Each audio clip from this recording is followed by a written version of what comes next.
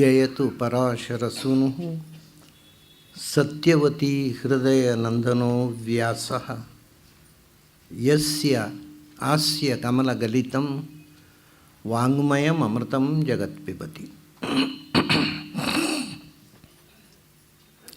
ಭುಜಗಭೋಗಾಭಮುದ್ಯಮ್ಯ ಹೃದಯಂ ನಿಜಭುಜಂ ದಕ್ಷಿಣಂ ಲಕ್ಷಣಾಢ್ಯಂ ಲಲಿತಮುದ್ರಿಕ್ತವಿಜ್ಞಾನಮುದ್ರಂ ಭಜ ಭಜ ಅನಂತಮಿತ್ಯಾಲಪಂತಂ ಪ್ರಣತವಾನ್ ಪ್ರಾಣಿನಾಂ ಪ್ರಾಣಭೂತಂ ಪ್ರಣತಿಭಿಃ ಪ್ರೀಣಯೇ ಪೂರ್ಣಬೋಧಂ. ಭವದವೋಷ್ಣೇನ ತಾತಪ್ಯಮಾನಾನ್ ಭುವಿ ಪರಂ ನಾಥಮಪ್ರೇಕ್ಷಮಾಣಾನ್ ಭುವನಮಾನ್ಯೇನ ಚ ಅನ್ಯೇನ ದೋಷ್ಣಾ ಭವತು ಭೀರ್ಮಾ ಇತಿ ನ ಸಾಂತ್ವಯಂತಂ ಪ್ರಣತವಾನ್ ಪ್ರಾಣಿನಾಂ ಪ್ರಾಣಭೂತಂ ಪ್ರಣತಿಭಿಃ ಪ್ರೀಣಯೇ ಪೂರ್ಣಬೋಧಂ. ನನ್ನ ಅಧ್ಯಾತ್ಮ ಬಂಧುಗಳೇ, ವಿರಜೋ ಹೋಮದ ಇನ್ನೊಂದು ಭಾಗ, ಎರಡು ಭಾಗದಲ್ಲಿ ಆ ಮಂತ್ರಗಳು ಬಂದಿವೆ. ಇದು ನಾನು ಈ ಮೊದಲೇ ಹೇಳಿದ್ದು, ಎರಡು ಪಾಠಗಳಿವೆ ಈ ನಾರಾಯಣ ಉಪನಿಷತ್ತಿನಲ್ಲಿ. ಇದು ಸ್ವಲ್ಪ ವಿಸ್ತೃತವಾದ ಪಾಠ. ಇನ್ನೊಂದು ಪಾಠದಲ್ಲಿ ಇಷ್ಟು ಮಂತ್ರಗಳಿಲ್ಲ, ಸ್ವಲ್ಪ ಕಮ್ಮಿ ಇದೆ. ಇದು ತುಂಬ ವಿಸ್ತೃತವಾಗಿರ್ತಕ್ಕಂಥದ್ದು. ಇದರಲ್ಲಿ ಎರಡು ಅನುವಾಕಗಳಲ್ಲಿ ವಿರಜ ಮಂತ್ರಗಳಿವೆ. ಒಂದು ಅನುವಾಕವನ್ನು ನಿನ್ನೆ ನೋಡಿದೆವು. ಇನ್ನೂ ಕೆಲವು ಶುದ್ಧಿ ಪ್ರಾರ್ಥನೆಗಳು ಮತ್ತು ಕೆಲವು ರಹಸ್ಯ ಮಂತ್ರಗಳು ಇದರಲ್ಲಿ ಬರ್ತವೆ. ಇನ್ನು ಯಾವುದು ಶುದ್ಧಿ ಪ್ರಾರ್ಥನೆ? ಪೃಥಿವೀ ಆಪಃ ತೇಜೋ ವಾಯುರಾಕಾಶಾಃ ಮೇ ಶುದ್ಧ್ಯಂತಾಂ ಜ್ಯೋತಿರಹಂ ವಿರಜೋ ವಿರಜಾ ವಿಪಾಪ್ಮಾ ಭೂಯಾಸಂ ಸ್ವಾಹ. ನಮ್ಮ ದೇಹ ಅಂತಂದರೆ ಪಂಚಭೂತಗಳ ರಚನೆ. ಮಣ್ಣು, ನೀರು, ಇದು ಅನ್ನಮಯ ಕೋಶ. ಅದು ಪೃಥ್ವಿ ಆಪಹ. ಅನ್ನಮಯ ಕೋಶ, ನಮಗೆ ಕಣ್ಣಿಗೆ ಕಾಣತಕ್ಕಂಥ ದೇಹವನ್ನು ಅನ್ನಮಯ ಕೋಶ ಅಂತಾರೆ. ಅನ್ನ ಅಂದರೆ ಮಣ್ಣು ಮತ್ತು ನೀರು. ಅದು ಮಣ್ಣು ಮತ್ತು ನೀರಿನ ಅಂಶದಿಂದ ರೂಪುಗೊಂಡಂಥ ಗ್ರಾಸ್ ಬಾಡಿ ಅಂತ ಏನು ಹೇಳ್ತೇವೆ, ಅದು ನಮ್ಮ ಕಣ್ಣಿಗೆ ಕಾಣುವಂಥದ್ದು. ಅದರ ಒಳಗೆ ಈಗ ಮಣ್ಣು ಮತ್ತು ನೀರಿನಿಂದಾದ ಗ್ರಾಸ್ ಬಾಡಿ ಬೊಂಬೆಗಳಿಗೂ ಇದೆ. ಮಣ್ಣಿನ ಪ್ರತಿಮೆ ಮಾಡಿದರೆ ನಾವು, ಅದು ಮಣ್ಣು ಮತ್ತು ನೀರಿನಿಂದಾದ ಪ್ರತಿಮೆ. ಅದಕ್ಕಿಂತ ಭಿನ್ನವಾದ ಅಂಶ ಏನು ಅಂದರೆ, ನಮ್ಮಲ್ಲಿ ಒಳಗೆ ಪ್ರಾಣಮಯ ಕೋಶ ಇದೆ. ಪ್ರಾಣಮಯ ಕೋಶ ಅಂತಂದರೆ ಅಗ್ನಿ, ವಾಯು, ಆಕಾಶ, ಇದು ಮೂರು ಸೇರಿ ಪ್ರಾಣಮಯ ಕೋಶ. ಒಳಗೆ ಅಗ್ನಿ ಇದೆ, ಅದರಿಂದ ದೇಹದಲ್ಲಿ ಟೆಂಪರೇಚರ್ ಇದೆ. ಪ್ರಾಣಶಕ್ತಿ ಹೆಚ್ಚು ಇದ್ದಷ್ಟು ದೇಹದ ಎಲ್ಲ ಕಡೆ ಟೆಂಪರೇಚರ್ನ ಸ್ಪರ್ಶ ಆಗುತ್ತೆ. ಬಹಳ ಮುಖ್ಯವಾಗಿ ಟೆಂಪರೇಚರು ಅಥವಾ ದೇಹದಲ್ಲಿರತಕ್ಕಂಥ, ಅದು ಪ್ರಾಣಾಗ್ನಿ ಅಂತ ಹೇಳ್ತಾರೆ ಅದಕ್ಕೆ. ಅದು ದೇಹದಲ್ಲಿ ಬಹಳ ಹೆಚ್ಚು ಸ್ಪಷ್ಟವಾಗಿ ಗುರುತಿಸುವಂಥ ತಾಣ ಒಂದು ಅಂಗೈ, ಒಂದು ಶಿರಸ್ಸು. ನೀವು ನಿಮ್ಮ ಅಂಗೈ ಬಿಸಿದೆಯೋ ಅಂತ ಮೊದಲು ನೋಡಿಕೊಳ್ಬೇಕು ನಾವು. ಸಾಮಾನ್ಯ ನಮ್ಮಲ್ಲಿ ಬಹಳ ಜನರಿಗೆ ಒಂದು ರೋಗ ಇದೆ, ಬಂದಕೊಳ್ಳೆ ಹಾಯ್ ಅಂತ ಕೈ ಕೊಡೋದು. ಲಕ್ಷಣವಾಗಿ ಕೈ ಮುಗಿಬೋದಲ್ಲ, ಅದೇನೋ ಒಂದು ನಾಗರಿಕತೆ ಅನ್ನುವ ಭ್ರಮೆಯಿಂದ ಕೈ ಕೊಡ್ತಾರೆ. ಕೈ ಕೊಡುವುದು ಅಂದರೆ ಅವರ ದೌರ್ಬಲ್ಯವನ್ನು ನಮಗೆ ಕೊಡುವುದು ಅಂತ ಅರ್ಥ. ಯಾಕೆಂದರೆ ಅವರ ಕೈಯಲ್ಲಿ ಟೆಂಪರೇಚರ್ ಇರೋಲ್ಲ, ಸಿಮ ಇರುತ್ತೆ. ಬಹಳ ಜನರ ಸಿಮದ ಕೈಯನ್ನು ಹಿಡಿದು ನಾನು ಗಾಬರಿಗೊಂಡಿದ್ದೇನೆ. ಅವು ಏನು ಪ್ರಾಣಶಕ್ತಿಯೇ ಇರೋದಿಲ್ಲ. ಅಥವಾ ಇಲ್ಲಿ ಬಿಸಿ ಇದ್ದರೂ ನೀವು ತಲೆಗೆ ಕೈ ಇಟ್ಟರೆ ಥಂಡಿ, ಇಲ್ಲಿ ಸುಡಬೇಕು ತಲೆ, ಇಲ್ಲಿ ಸುಡಬೇಕು ಕೈ. ಅದು ದೇಹದಲ್ಲಿ ಪ್ರಾಣಾಗ್ನಿ ಕೆಲಸ ಮಾಡ್ತಾ ಇದೆ ಅಂತ. ಅದು ಮೂರನೇ ಅಂಶ, ಅಗ್ನಿ. ಆಮೇಲೆ ಒಳಗೆ ಹೊರಗೆ ಗಾಳಿ ಸಂಚಾರ ಆಗಬೇಕಲ್ಲ, ಉಸಿರು, ಅದು ವಾಯು. ಆ ಗಾಳಿ ಒಳಗೆ ಹೊರಗೆ ಹೊರಬೇಕಾದ್ರೆ ಒಳಗೆ ಸ್ಪೇಸ್ ಇರಬೇಕಲ್ಲ, ಅದೇ ಆಕಾಶ. ಹಾಗಾಗಿ ಇದು ಪ್ರಾಣಮಯ ಕೋಶ. ಸೊ ಬೊಂಬೆಯಲ್ಲೂ ಅನ್ನಮಯ ಕೋಶ ಇದೆ, ಬೊಂಬೆಗೆ ಪ್ರಾಣಮಯ ಕೋಶ ಇಲ್ಲ, ಅದನ್ನ ಪ್ರಾಣ ಇಲ್ಲ. ನಮ್ಮಲ್ಲಿ ಅಗ್ನಿವಾಯು ಆಕಾಶ ಒಳಗಿನಿಂದ ಚಲನೆ ಇರುವುದರಿಂದ ಅದು ಆಕಾಶದಲ್ಲಿ ವಾಯುವಿನ ಚಲನೆ, ಆ ವಾಯುವಿನ ಚಲನೆ ಮೂಲಕ ಶಾಖ ಟೆಂಪರೇಚರ್, ಇದೇ ಪ್ರಾಣಮಯ ಕೋಶ. ಅದನ್ನು ಈ ಎರಡು ಬಹಳ ಮುಖ್ಯವಾದ್ದು. ಅದರ ನಂತರ ಮುಂದಿನ ಕೋಶಗಳು ಮುಂದೆ ಬರ್ತವೆ, ಅದನ್ನು ಮತ್ತೆ ನೋಡೋಣ. ನಮ್ಮ ದೇಹದಲ್ಲಿ ಒಂದು ಜೀವ ಸಂಚಾರ ಆಗಬೇಕಾಗಿದ್ದರೆ ಪ್ರಾಣಮಯ ಕೋಶ, ಕಣ್ಣಿಗೆ ಕಾಣುವ ಅನ್ನಮಯ ಕೋಶ, ಇದು ಎರಡು ಬೇಕು. ಅಂದರೆ ಪಂಚಭೂತದಿಂದ ರಚಿತವಾದ ಶರೀರ.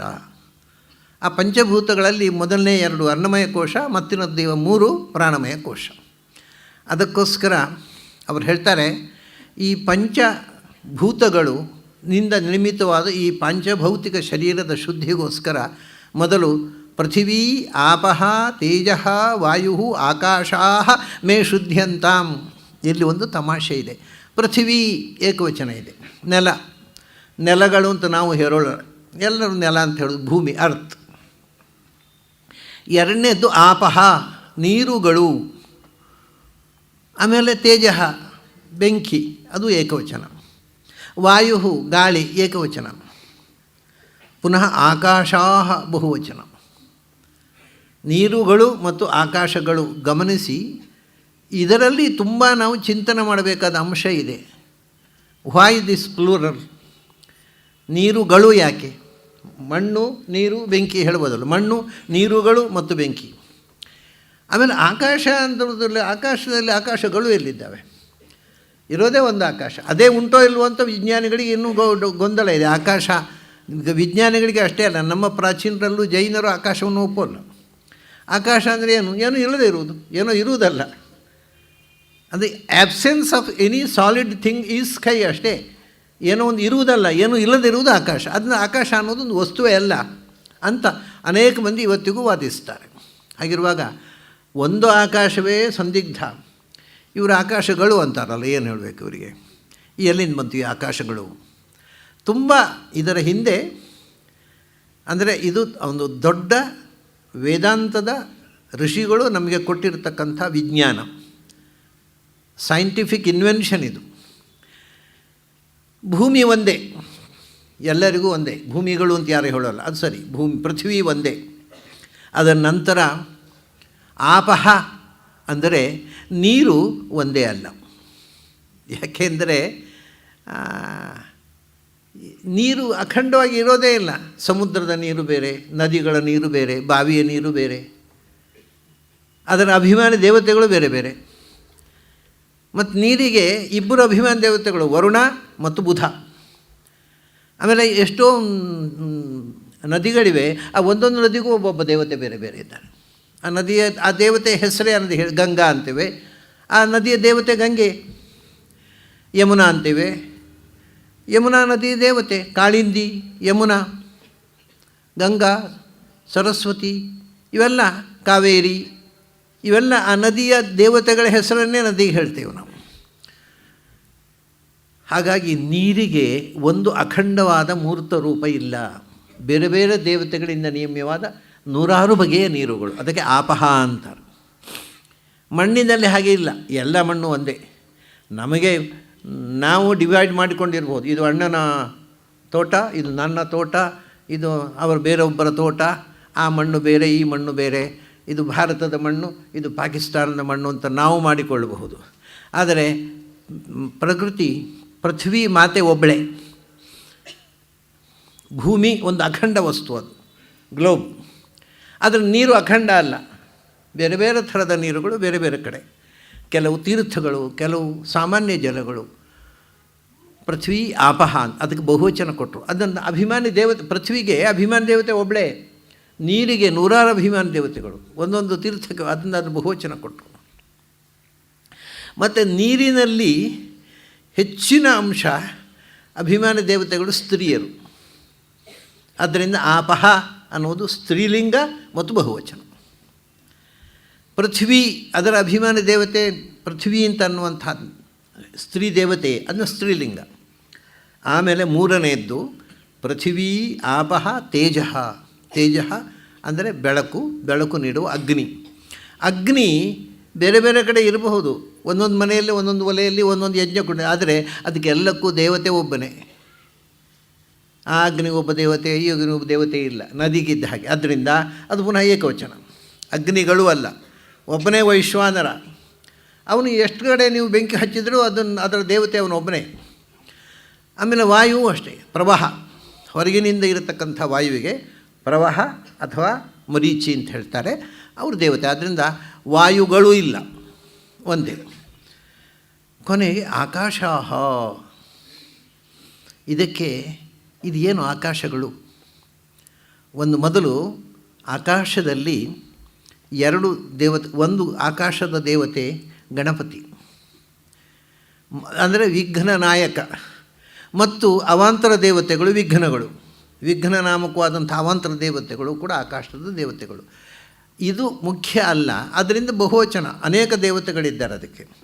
ಆದರೆ ಆಕಾಶಗಳು ಅಂದರೆ ಭೌತಿಕವಾಗಿ ಏನು? ಫಿಲಾಸಫಿ ಹೇಳುತ್ತದೆ 4 ಆಕಾಶಗಳಿವೆ ಅಂತ. ನಮಗೀಗ ಒಂದೇ ಉಂಟೋ ಇಲ್ಲವೋ ಅಂತ ಡೌಟ್ ಇದ್ದರೆ ಪ್ರಾಚೀನರು ಹೇಳಿದರು 4 ಆಕಾಶಗಳು ಅಂತ. ಮೊದಲನೇದಾಗಿ ಒಂದು ಅನಂತವಾದ ಸ್ಪೇಸ್, ಅದು ಅನಂತ, ಅದು ಎಲ್ಲಿ ಹೋದರೂ ಇದೆ. ಆಕಾಶ ಇಲ್ಲದ ಜಾಗ ಅಂತ ಒಂದಿಲ್ಲ, ಎಲ್ಲಿ ಆಕಾಶ ಇಲ್ಲ. ಯಾಕೆಂದರೆ ನೀವೊಂದು ಗೋಡೆ ಕಟ್ಟಿದರೆ ಅಲ್ಲಿ ಇಲ್ಲ, ಅದರ ಗೋಡೆ ತೆಗೆದರೆ ಪುನಃ ಆಕಾಶ ಉಂಟಲ್ಲಿ. ಹಾಗೆ ಆಕಾಶ ಇಲ್ಲದ ತಾಣವೇ ಇಲ್ಲ. ಸ್ಪೇಸು ಅಂತಂದರೆ ಅದು ಅನಂತ, ಅನಂತವಾದ ಆಕಾಶ ಒಂದು. ಅದನ್ನು ಸ್ಪೇಸು ಅಥವಾ ಅದನ್ನು ಅವ್ಯಾಕೃತ ಆಕಾಶ ಅಥವಾ ಮಹಾಕಾಶ ಅಂತ ಹಿಂದಿನವರು ಕರೆದರು. ಅದರ ನಂತರ ಈ ಸ್ಪೇಸಿನಲ್ಲಿ ಒಂದು ವಾತಾವರಣ ನಿರ್ಮಾಣ ಆಗುತ್ತೆ ಸೃಷ್ಟಿಯಾಗುವುದಕ್ಕೋಸ್ಕರ. ಆ ವಾತಾವರಣದ ಒಳಗಿರತಕ್ಕಂಥ ಸ್ಪೇಸ್ನಲ್ಲಿ ಒಂದು ಅಲ್ಟ್ರಾವೈಲೆಟ್ ರೇಸ್ ನಿರ್ಮಾಣ ಆಗುತ್ತೆ. ಇದು ಅನಂತ ಆಕಾಶದಲ್ಲಿ ಇಲ್ಲ. ಸೃಷ್ಟಿಗೆ ಸಂಬಂಧಪಟ್ಟ ಆಕಾಶ, ಅದನ್ನೇ ಆತ್ಮನ ಆಕಾಶ ಸಂಭೂತ, ಆಕಾಶ ಹುಟ್ಟಿತು ಅಂದರೆ ಎಷ್ಟು ಜಾಗದಲ್ಲಿ ಒಂದು ಅಲ್ಟ್ರಾವೈಲೆಟ್ ಪ್ಯಾಚ್ ಹುಟ್ಟಿತೋ ಅದು ಎರಡನೇ ಆಕಾಶ. ಅದನ್ನು ಸ್ಕೈ ಅಥವಾ ಭೂತಾಕಾಶ, ಸ್ಪೇಸ್ ಬೇರೆ ಸ್ಕೈ ಬೇರೆ. ಅದನ್ನು ನೀವು ಸ್ಕೈ ಅಂತ ಕರೀರಿ, ಈಥರ್ ಅಂತ ಕರೀರಿ, ಫರ್ಮಮೆಂಟ್ ಅಂತ ಕರೀರಿ, that is different from space. Space ಅದಕ್ಕೆ ಅದು ಕಲರ್ಲೆಸ್ಸು. ಭೂತಾಕಾಶಕ್ಕೆ ಆಕಾಶೋ ನೀಲಿಮೋದೇತಿ, ಕಣ್ಣಿಗೆ ಕಾಣದ ನೀಲವರ್ಣ ಇದೆ ಅಂತ ಹೇಳಿದರು. ಬಹಳ ಜನ ಅಲ್ಟ್ರಾವೈಲೆಟ್ ರೇಸ್ ಅಂದರೆ ಪಾಶ್ಚಾತ್ಯ ವಿಜ್ಞಾನಿಗಳು ಕಂಡು ಹಿಡಿದದ್ದು ಅಂತ ತಿಳ್ಕೊಂಡಿದ್ದಾರೆ. ಅದು ವೇದದಲ್ಲಿದೆ. ಕಣ್ಣಿಗೆ ಕಾಣದ ಒಂದು ನೀಲವರ್ಣದ ಪ್ಯಾಚಸ್ ಇರುವಂಥ ಆಕಾಶ, ಅದು ಎರಡನೇ ಆಕಾಶ. ಅದನ್ನು ಭೂತಾಕಾಶ ಅಂತ ಕರೆದರು. ಆ ಭೂತಾಕಾಶದಲ್ಲಿ ಮತ್ತೆ ಡಿವಿಷನ್ಸ್ ಇದೆ. ಈಗ ಈ ಇನ್ಸ್ಟಿಟ್ಯೂಷನ್ ಒಳಗೆ ಇರತಕ್ಕಂಥದ್ದು, ಈ ಮಂದಿರದ ಒಳಗಿರುವ ಆಕಾಶ, ಇದರ ಹೊರಗಿರುವ ಆಕಾಶ. ಅಂದರೆ ಆಕಾಶ ಒಂದೇ ಅಲ್ಲ. ಒಂದೇ ಆಗಿದ್ದರೆ ಅದನ್ನು ಡಿವೈಡ್ ಮಾಡಲಿಕ್ಕೆ ಬರ್ತಿರಲಿಲ್ಲ. ಈಗ ನಾವು ಕ್ಯಾನ್ ಡಿವೈಡ್ ಇಟ್. ಒಂದು ಮನೆ ಕಟ್ಟಿದರೆ ಮನೆಯ ಒಳಗಿರತಕ್ಕಂಥನ್ನು ಗೃಹಾಕಾಶ ಅಂತ ಕರೆದು, ಹೊರಗಿರುವ. ಇವತ್ತು ರಾಜಕೀಯವಾಗಿ ಹೇಳ್ತೇವಲ್ಲ, ನಮ್ಮ ಆಕಾಶದಲ್ಲಿ ಪಾಕಿಸ್ತಾನದ ವಿಮಾನ ಬಂದರೆ ನಾವು ಉರುಳಿಸ್ತೇವೆ. ಪಾಕಿಸ್ತಾನದ ಆಕಾಶದಲ್ಲಿ ನಮ್ಮ ವಿಮಾನ ಅಂದರೆ ಭಾರತದ ಆಕಾಶ, ಪಾಕಿಸ್ತಾನದ ಆಕಾಶ ಅಂದರೆ ಪೊಲಿಟಿಕಲ್ಲಿ ಕೂಡ ಇದು ರಾಜಕೀಯವಾಗಿ ಹೋಗ್ತಾರೆ. ನಮಗೆ ನೆಲವೇ ನಮ್ಮದಲ್ಲ, ಅದರ ಮೇಲೆ ಆ ನೆಲದ ಮೇಲೆ ಇರೋ ಆಕಾಶವೂ ನಮ್ಮದು ಅಂತ ಅಹಂಕಾರ. ಇದು ಏನು ಮಾಡೋದು? ರಾಜಕೀಯ ಅಂದರೆ ಅಹಂಕಾರದ ಮೊಟ್ಟೆಗಳು ಅಷ್ಟೇ, ಇನ್ನೇನಿಲ್ಲ. ಹಾಗಾಗಿ ಆಕಾಶ, ಸ್ಕೈ ಹ್ಯಾಸ್ ಡಿವಿಷನ್ಸ್. ಅದು ಒಂದೇ ಅಖಂಡ ವಸ್ತು ಅಲ್ಲ. ಅಖಂಡ ಆಗಿದ್ದದ್ದನ್ನು ಖಂಡ ಮಾಡಲಿಕ್ಕೆ ಬರುವುದಿಲ್ಲ, ಖಂಡ ಆಗಿದ್ದದನ್ನು ಅಖಂಡ ಮಾಡಲಿಕ್ಕೆ ಬರುವುದಿಲ್ಲ. ಯಾವಾಗ ಇದನ್ನು ಡಿವೈಡ್ ಮಾಡಲಿಕ್ಕೆ ಬರುತ್ತೋ ಆಕಾಶದ ಡಿವಿಷನ್ಸ್, ಇದು ಥರ್ಡ್ ಆಕಾಶ. ಆಮೇಲೆ ಇನ್ನೊಂದು ಬಹಳ ಅದ್ಭುತವಾದ ಆಕಾಶ ಇದೆ. ಅದು ಏನು ಅಂದರೆ, ಈಗ ಪರಮಾಣು ಇದೆ, ಪರಮಾಣುವಿನ ಒಳಗೆ ಸಬ್ ಆ್ಯಟಮ್ಸ್ ಇವೆ. ಆ ಸಬ್ ಆ್ಯಟಮ್ಸ್ಗಳು ಅವು ಸ್ಥಿರವಾಗಿ ನಿಂತಿಲ್ಲ, ಒಂದಕ್ಕೊಂದು ತಾಕಿಕೊಂಡು ಗಟ್ಟಿಯಾಗಿ ಘನವಾಗಿ ಅವು ಒಳಗಿನಿಂದ ತಿರುಗ್ತಾ ಇವೆ. They are moving. ಅವು ಚಲಿಸ್ಬೇಕಾದ್ರೆ ಅದರೊಳಗೊಂದು ಆಕಾಶ ಇರಬೇಕಲ್ಲ. ಎಂದೂ ವ್ಯಕ್ತವಾಗದ, ಪರಮಾಣುವಿನಿಂದ ಹೊರಕ್ಕೆ ಬರದ, ಅದು ಪರಮಾಣುವಿನ ಒಳಗಿರತಕ್ಕ, ಅದು ಒಂದು ವಸ್ತುವಿನ ಅವಯವವಾದ ಆಕಾಶ. ಇದೆಲ್ಲ ಅವಯವ ಅಲ್ಲ. ಹಾಗೆ ನಮ್ಮ ದೇಹದಲ್ಲಿ ಇರತಕ್ಕಂಥ ಪಾರ್ಥಿವ ಪರಮಾಣುಗಳ ಒಳಗಿರತಕ್ಕ ಆಕಾಶ ಉಂಟಲ್ಲ, ಅದು ಈ ದೇಹದ ಭಾಗ. ಆದರೆ ಒಳಗಿನಿಂದ ಸ್ಪೇಸ್ ಉಂಟಲ್ಲ, ಉಸಿರಾಡೋದು ದೇಹದ ಭಾಗ ಅಲ್ಲ. ಅಂದ ಪರಮಾಣುವಿನ ಒಳಗೆ ಸಬ್ಯಾಟಮ್ಸು ಚಲಿಸಲಿಕ್ಕೆ ಇರತಕ್ಕಂಥ ಸ್ಪೇಸ್ ಉಂಟಲ್ಲ, ಅದು ಒಂದು ಆಕಾಶ. ಹೀಗೆ ಪ್ರಾಚೀನರು 4 ಬಗೆಯ ಆಕಾಶವನ್ನು ಗುರುತಿಸಿದರು. ಅದಕ್ಕೋಸ್ಕರ ಆಕಾಶಾಹ ಅಂದರು. ಒಂದಲ್ಲಪ್ಪ, 4 ಆಕಾಶಗಳಿವೆ. ಹೀಗೆ ಈ 5 ಭೂತಗಳು, ಪಂಚಭೂತಗಳು, ಮಣ್ಣು, ನೀರು, ಬೆಂಕಿ, ಗಾಳಿ, ಆಕಾಶ, ಇವೆಲ್ಲವೂ ಕೂಡ ಮೇ ಶುದ್ಧ್ಯಂತಾಂ, ಪಂಚಭೂತಗಳು ಪರಿಶುದ್ಧವಾಗಲಿ. ಅವು ಆಗಲಿಂದರೆ ಆಗ್ತಾವ? ಆಗೋಲ್ಲ. ಅಂದರೆ ಪಂಚಭೂತಗಳನ್ನು ನಿಯಂತ್ರಿಸುವ ಚೈತನ್ಯದ ಪ್ರಾರ್ಥನೆ ಅದು. ಪಂಚಭೂತಗಳಲ್ಲಿ ನೆಲೆಸಿ ಈ ಪ್ರಪಂಚವನ್ನು ಸೃಷ್ಟಿ ಮಾಡಿದ ಪಂಚರೂಪನಾದ ಭಗವಂತ ನನ್ನನ್ನು ಶುದ್ಧಗೊಳಿಸಲಿ ಅಂತ. ಈ ಪಂಚ ಅನ್ನೋದು ಬಹಳ ಮುಖ್ಯವಾದ ವಸ್ತು ಪ್ರಪಂಚದಲ್ಲಿ. ಯಾಕೆಂದರೆ ಎಲ್ಲವನ್ನು 5 ಆಗಿ ವಿಂಗಡಿಸಿದರಂತೆ ಭಗವಂತ. 5 ಜ್ಞಾನೇಂದ್ರಿಯಗಳು, 5 ಕರ್ಮೇಂದ್ರಿಯಗಳು, ಮನಸ್ಸು, ಬುದ್ಧಿ, ಅಹಂಕಾರ, ಚಿತ್ತ, ಚೇತನ, 5 ವಿಧವಾದ ಅಂತಃಕರಣ, 5 ಪ್ರಾಣಗಳು, ಪ್ರಾಣ, ಅಪಾನ, ವ್ಯಾನ, ಉದಾನ, ಸಮಾನ, 5 ಉಪಪ್ರಾಣಗಳು, ನಾಗ, ಕೂರ್ಮ, ಕೃಕಲ, ದೇವದತ್ತ, ಧನಂಜಯ.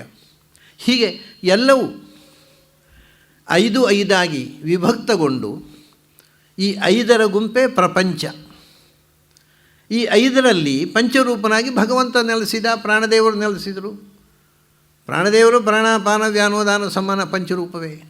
ಭಗವಂತ ವಾಸುದೇವ, ಸಂಕೃಷ್ಣ, ಪ್ರದ್ಯುಮ್ನ, ಅನಿರುದ್ಧ, ನಾರಾಯಣ ಪಂಚರೂಪನಾಗಿ. ಶಿವ ಪಂಚಮುಖನಾಗಿ ನೆಲೆಸಿದ. ಪ್ರಪಂಚದಲ್ಲಿ ಶಿವನ ಪಂಚಮುಖ ಅಂತ ಶಿವನಿಗೆ ಹೆಸರು. ಧ್ಯೇಯ ಪಂಚಮುಖೋ ರುದ್ರ. ಪಂಚವಿಧವಾದ ಪ್ರಪಂಚ ಸೃಷ್ಟಿಯಾದದ್ದು ಪಂಚಮುಖನಿಂದ. ಆ ಪಂಚಮುಖಗಳ ಹೆಸರು ಹೇಳ್ತಾರೆ ಅವರು. ಅಘೋರ, ತತ್ಪುರುಷ, ಸದ್ಯೋಜಾತ ಅಂತ ಎಲ್ಲ ಹೆಸರುಗಳನ್ನು ಹೇಳ್ತಾರೆ. ಹಾಗೆ ಪಂಚರೂಪಿಯಾದ ಶಿವ, ಪಂಚರೂಪಿಯಾದ ಪ್ರಾಣ, ಪಂಚರೂಪಿಯಾದ ನಾರಾಯಣ ನೆಲೆಸಿರುವ ಪಂಚಭೂತಗಳು, ಅವರು ಇದನ್ನು ಶುದ್ಧಗೊಳಿಸಲಿ. ಸೊ ಇದರಲ್ಲಿ ಇರತಕ್ಕಂಥ ನೋಡಿ, ಈ ಶಬ್ದಗಳೆಲ್ಲ ಆ ಮೂಲತತ್ವವನ್ನು ಹೇಳ್ತವೆ. ಪೃಥ್ವಿಯಲ್ಲಿರ್ತಕ್ಕ ಭಗವಂತನೇ ಪೃಥ್ವಿ, ನೀರಿನಲ್ಲಿರ್ತಕ್ಕ ಭಗವಂತನೇ ಅಪ್ಪು, ಬೆಂಕಿಯಲ್ಲಿರ್ತಕ್ಕ ಭಗವಂತನೇ ತೇಜಸ್ಸು, ಗಾಳಿಯಲ್ಲಿರ್ತಕ್ಕ ಭಗವಂತನೇ ವಾಯು, ಆಕಾಶದಲ್ಲಿರುವ ಭಗವಂತನ ಹೆಸರೇ ಆಕಾಶ. ಸೊ ಈ ಪಂಚಭೂತಗಳಲ್ಲಿ ನೆಲೆಸಿರುವ ಭಗವತ್ ಶಕ್ತಿ ನಮ್ಮನ್ನು ಶುದ್ಧಗೊಳಿಸಲಿ. ಆಗ ಏನಾಗ್ತಾರೆ? ಜ್ಯೋತಿರಹಂ ವಿರಜಾ ವಿಪಾಪ್ಮ ಭೂಯಾಸಂ ಸ್ವಾಹ. ಆಗ ನಾನು ಜ್ಯೋತಿ. ಈ ಪಂಚಭೂತಗಳ ಬೇಲಿಯಿಂದ ನಾನು ದಾಟಿಬಿಟ್ರೆ 2 ವಿಧವಾದ ಶುದ್ಧಗೊಳಿಸುವುದು. ಇದು ಇದ್ದಾಗ ಇದು ಕೊಳೆಯಾಗದಂತೆ, ಅಂದರೆ ನಮ್ಮ ಮನಸ್ಸನ್ನು ಪೊಲ್ಯೂಟ್ ಮಾಡದಂತೆ ಅವು ಇರುವುದು, ಶುದ್ಧ ಆಗುವುದು. ಒಂದು ಶುದ್ಧ ಆಗುವುದು ಅಂದರೆ ನಾವು ತೊಳೆದು ಶುದ್ಧ ಮಾಡುವುದಲ್ಲ. ಈಗ ಮೈಯನ್ನು ನಾವು ಸೋಪ್ ಹಾಕಿ ಶುದ್ಧ ಮಾಡಬಹುದು, ಆದರೆ ಇವರು ಪ್ರಾರ್ಥನೆ ಮಾಡೋದು ಯಾವ ರೀತಿಯ ಅಸ್ತಿತ್ವದಿಂದ ಮೈಂಡು ಪೊಲ್ಯೂಟ್ ಆಗುತ್ತೋ ಅದು ಅಶುದ್ಧಿ. ಅವರಿಗೆ ಶುದ್ಧಿ ಅಶುದ್ಧಿ ಅಥವಾ ಮಡಿ ಮೈಲಿಗೆ ಅನ್ನೋದು ಮೆಂಟಲ್. ದೈಹಿಕವಾಗಿ ಮಡಿ ಮೈಲಿಗೆ ಅನ್ನೋದು ಅವರಿಗೆ ಮುಖ್ಯ ಅಲ್ಲ. ಮಾನಸಿಕವಾದ ಮಡಿ ಮೈಲಿಗೆ. ಮನಸ್ಸು ಶುದ್ಧ ಆದರೆ ಮಡಿ, ಮನಸ್ಸು ಕೊಳೆ ಆದರೆ ಮೈಲಿಗೆ. ಇಷ್ಟೇ ಮುಖ್ಯ ಇರತಕ್ಕಂಥ ಮಡಿ ಅಂತಂದರೆ ಇದು. ಆದ್ದರಿಂದಲೇ ನೋಡಿ, ಅವರು ಎಷ್ಟೋ ಸಂಗತಿಗಳನ್ನು ನಾವು ಪ್ರಾಯ ಅದನ್ನು ಮೈಲಿಗೆ ಅಂತ ತಿಳ್ಕೊಳ್ಳಬಹುದಾದ ಸಂಗತಿಗಳನ್ನು ಮಡಿ ಅಂತ ತಿಳ್ಕೊಂಡು, ಜಿಂಕೆಯನ್ನು ಕೊಂದು ಅದರ ಚರ್ಮದಲ್ಲಿ ಕೂತ್ಕೊಂಡ್ರೆ ಮಡಿ. ಅದು ಹೇಗೆ ರೀ? ಸತ್ತ ಪ್ರಾಣಿಯ ಚರ್ಮ. ಅವರು ಸತ್ತ ಪ್ರಾಣಿಯ ಚರ್ಮ ಅನ್ನೋದು ಅವ್ರಿಗೆ ಕನ್ಸಿಡ್ರೇಷನ್ ಅಲ್ಲ. ಯಾವ ವಸ್ತುವಿನ ಮೇಲೆ ಕೂತರೆ ನಿಮ್ಮ ಮೈಂಡ್ ಪೊಲ್ಯೂಟ್ ಆಗುವುದಿಲ್ಲ. ಅವರು ಕೂತರು ಕತ್ತೆ ಚರ್ಮದ ಮೇಲೆ ಕೂತರು, ಮೈಂಡ್ ಪೊಲ್ಯೂಟ್ ಆಯಿತು. ಕೋಣದ ಚರ್ಮದ ಮೇಲೆ ಕೂತರು, ಮೈಂಡ್ ಪೊಲ್ಯೂಟ್ ಆಯಿತು. ಜಿಂಕೆ ಚರ್ಮದ ಮೇಲೆ ಕೂತರು, ಮೈಂಡು ಧ್ಯಾನಕ್ಕೆ ಟ್ಯೂನ್ ಆಯಿತು. ಹುಲಿಯ ಚರ್ಮದ ಮೇಲೆ ಕೂತರು, ಮೈಂಡು ಧ್ಯಾನಕ್ಕೆ ಟ್ಯೂನ್ ಆಯಿತು, ಅದು ಮಡಿಯಿತು. ಸೊ ಅವರಿಗೆ ಹಿಂಸೆ ಅಹಿಂಸೆ ಮುಖ್ಯ ಅಲ್ಲ. ಯಾವುದರ ಪರಿಣಾಮ ನಮ್ಮ ಮೈಂಡಿನ ಮೇಲೆ ಒಳ್ಳೆಯ ಪರಿಣಾಮ ಮಾಡುತ್ತೋ ಅದೆಲ್ಲ ಮಡಿ. ಅದನ್ನು ನೋಡಿ, ನೀವು ನಾವೀಗ ಪಟ್ಟೆ ಅನ್ನೋದು ಆ ರೇಷ್ಮೆ ಹುಳವನ್ನು ಸಾಯಿಸಬೇಕಾಗತ್ತೆ ಪಟ್ಟೆ ಮಾಡುವಾಗ. ಅದು ಪ್ರಶ್ನೆ ಅಲ್ಲ. ಆ ನೂಲಿನಲ್ಲಿ ಕೂತರೆ ನಿಮ್ಮ ಹತ್ತಿಯ ನೂಲಿಗಿಂತ ಹೆಚ್ಚು ಮೈಂಡ್ ಟ್ಯೂನ್ ಆಗುತ್ತೆ. ಹಾಗಾದ್ರೆ ಮಡಿ. ನಮಗೆ ಹಿಂಸೆ ಅಹಿಂಸೆ ಮುಖ್ಯ ಅಲ್ಲ. ಯಾಕೆಂದರೆ ಒಬ್ಬ ಬದುಕಬೇಕು ಅಂದರೆ ಇನ್ನೊಬ್ಬರು ಹಿಂಸೆ ಆಗೇ ಆಗತ್ತೆ. ಬದುಕುವುದು ಅಂದರೆ ಹಿಂಸೆ, ಯಾವುದು ಹಿಂಸೆ ಮಾಡಬಾರ್ದು ಅಂದರೆ ಹಗ್ಗ ತಗೋಬೇಕಷ್ಟೇ. ನಾವು ಬದುಕುವುದರಿಂದ ಒಂದಲ್ಲ ಒಂದು ದಿನ ಹಿಂಸೆ ಆಗ್ತಾ ಇರುತ್ತೆ. ಹಾಗಾಗಿ ಪ್ರತಿಯೊಂದು ಅವರು ಹಿಂಸೆ ಅಹಿಂಸೆ ಅಲ್ಲ, ಅವರಿಗೆ ಯಾವುದು ಮೈಂಡನ್ನು ಪ್ಯೂರ್ ಮಾಡೋದು ಇಟ್ಟುಕೊಳ್ಳುತ್ತೆ. ಮನಃಶುದ್ಧಿ ಯಾವುದರಿಂದ ಆಗುತ್ತೆ ಅದೆಲ್ಲ ಮಾಡಿ, ಯಾವುದು ಮನಃಶುದ್ಧಿಗೆ ಪೂರಕ ಅಲ್ಲ ಅದೆಲ್ಲ ಮೈಲಿಗೆ. ಹಾಗಾದರೆ ಈ ಪಂಚಭೂತಗಳು ನಮ್ಮ ಮನಸ್ಸನ್ನು ಪೊಲ್ಯೂಟ್ ಮಾಡದಂತೆ ಇರುವುದು ಶುದ್ಧಿ. ಬರೀ ಸ್ನಾನ ಮಾಡುವುದಲ್ಲ, ನಾವು ಸ್ನಾನ ಮಾಡಿ ಕೂಡ ಮನಸ್ಸು ಕೆಟ್ಟ ಯೋಚನೆ ಮಾಡ್ಬೋದಲ್ವಾ. ಅದರಿಂದ ನೀವು ಸ್ನಾನ ಮಾಡಿ ಸೋಪ್ ಹಾಕಿ ತೊಳೆದದ್ರಿಂದ ಮೈಂಡು ಪ್ಯೂರ್ ಆಗೋಲ್ಲ. ಈ ಪ್ರಾರ್ಥನೆ ಏನು ಅಂದರೆ ಇದು ಸೋಪಿನಿಂದ ಆಗದ ಶುದ್ಧಿ. ಈ ಪಂಚಭೂತಗಳಲ್ಲಿ ಯಾವುದೂ ಕೂಡ ನನ್ನ ಮನಸ್ಸನ್ನು ಪೊಲ್ಯೂಟ್ ಮಾಡಬಾರದು. ಆ ರೀತಿ ಅದನ್ನು ಶುದ್ಧಗೊಳಿಸು. ಪೃಥಿವೀ ಆಪಃ ತೇಜೋ ವಾಯುರಾಕಾಶಾಹ ಮೇ ಶುದ್ಧಂತ. ಅದರಿಂದ ಜ್ಯೋತಿರಹಂ, ನಾನು ಶುದ್ಧ ಬೆಳಕಾಗಬೇಕು. ಅಲ್ಲಿ ಕತ್ತಲೆ ತುಂಬಬಾರದು, ಮನಸ್ಸಿನಲ್ಲಿ ಒಳಗೆ ಬೆಳಕು ತುಂಬಬೇಕು. ಅದು ಆಗಬೇಕು ಅಂದರೆ ವಿರಜಾಹ ವಿಪಾಪ್ಮ, ನನ್ನಲ್ಲಿ ಆ ಪಾಪದ ಸ್ಪರ್ಶ ಇರಬಾರ್ದು ಮತ್ತು ಕೊಳೆಯ ಸ್ಪರ್ಶ ಇರಬಾರ್ದು, ದೇಸು ತಮಸ್ಸಿನ. ಅಂಥ ಪರಿಶುದ್ಧ ವ್ಯಕ್ತಿ ನಾನಾಗಬೇಕು. ಅಂಥ ಶುದ್ಧತೆಯನ್ನು ನನಗೆ ಕೊಡಿ ಅಂತ ಈ ಪಂಚಭೂತಗಳಲ್ಲಿ ಇರತಕ್ಕಂಥ ಪಂಚರೂಪಿಯಾದ ಭಗವಂತನ ಪ್ರಾರ್ಥನೆ. ಆ ಪಂಚಭೂತಗಳು ಮೈಂಡನ್ನು ಪೊಲ್ಯೂಟ್ ಮಾಡಬಾರದು. ಪೊಲ್ಯೂಟ್ ಹೇಗೆ ಮಾಡ್ತಾವೆ ಅವು? ಈ ದೇಹ, ಮಣ್ಣಿನ ದೇಹ, ಇದು ಪೊಲ್ಯೂಟ್ ಮಾಡೋದು ಹೇಗೆ ಮೈಂಡನ್ನು? ಅದು ಪೊಲ್ಯೂಟ್ ಮಾಡೋ ವಿಧಾನ ಮುಂದೆ ಹೇಳ್ತಾರೆ ನೋಡಿ. ಪಂಚಭೂತಗಳಿಂದ 5 ಬಗೆಯ ಅನುಭವ ನಮಗಾಗತ್ತೆ.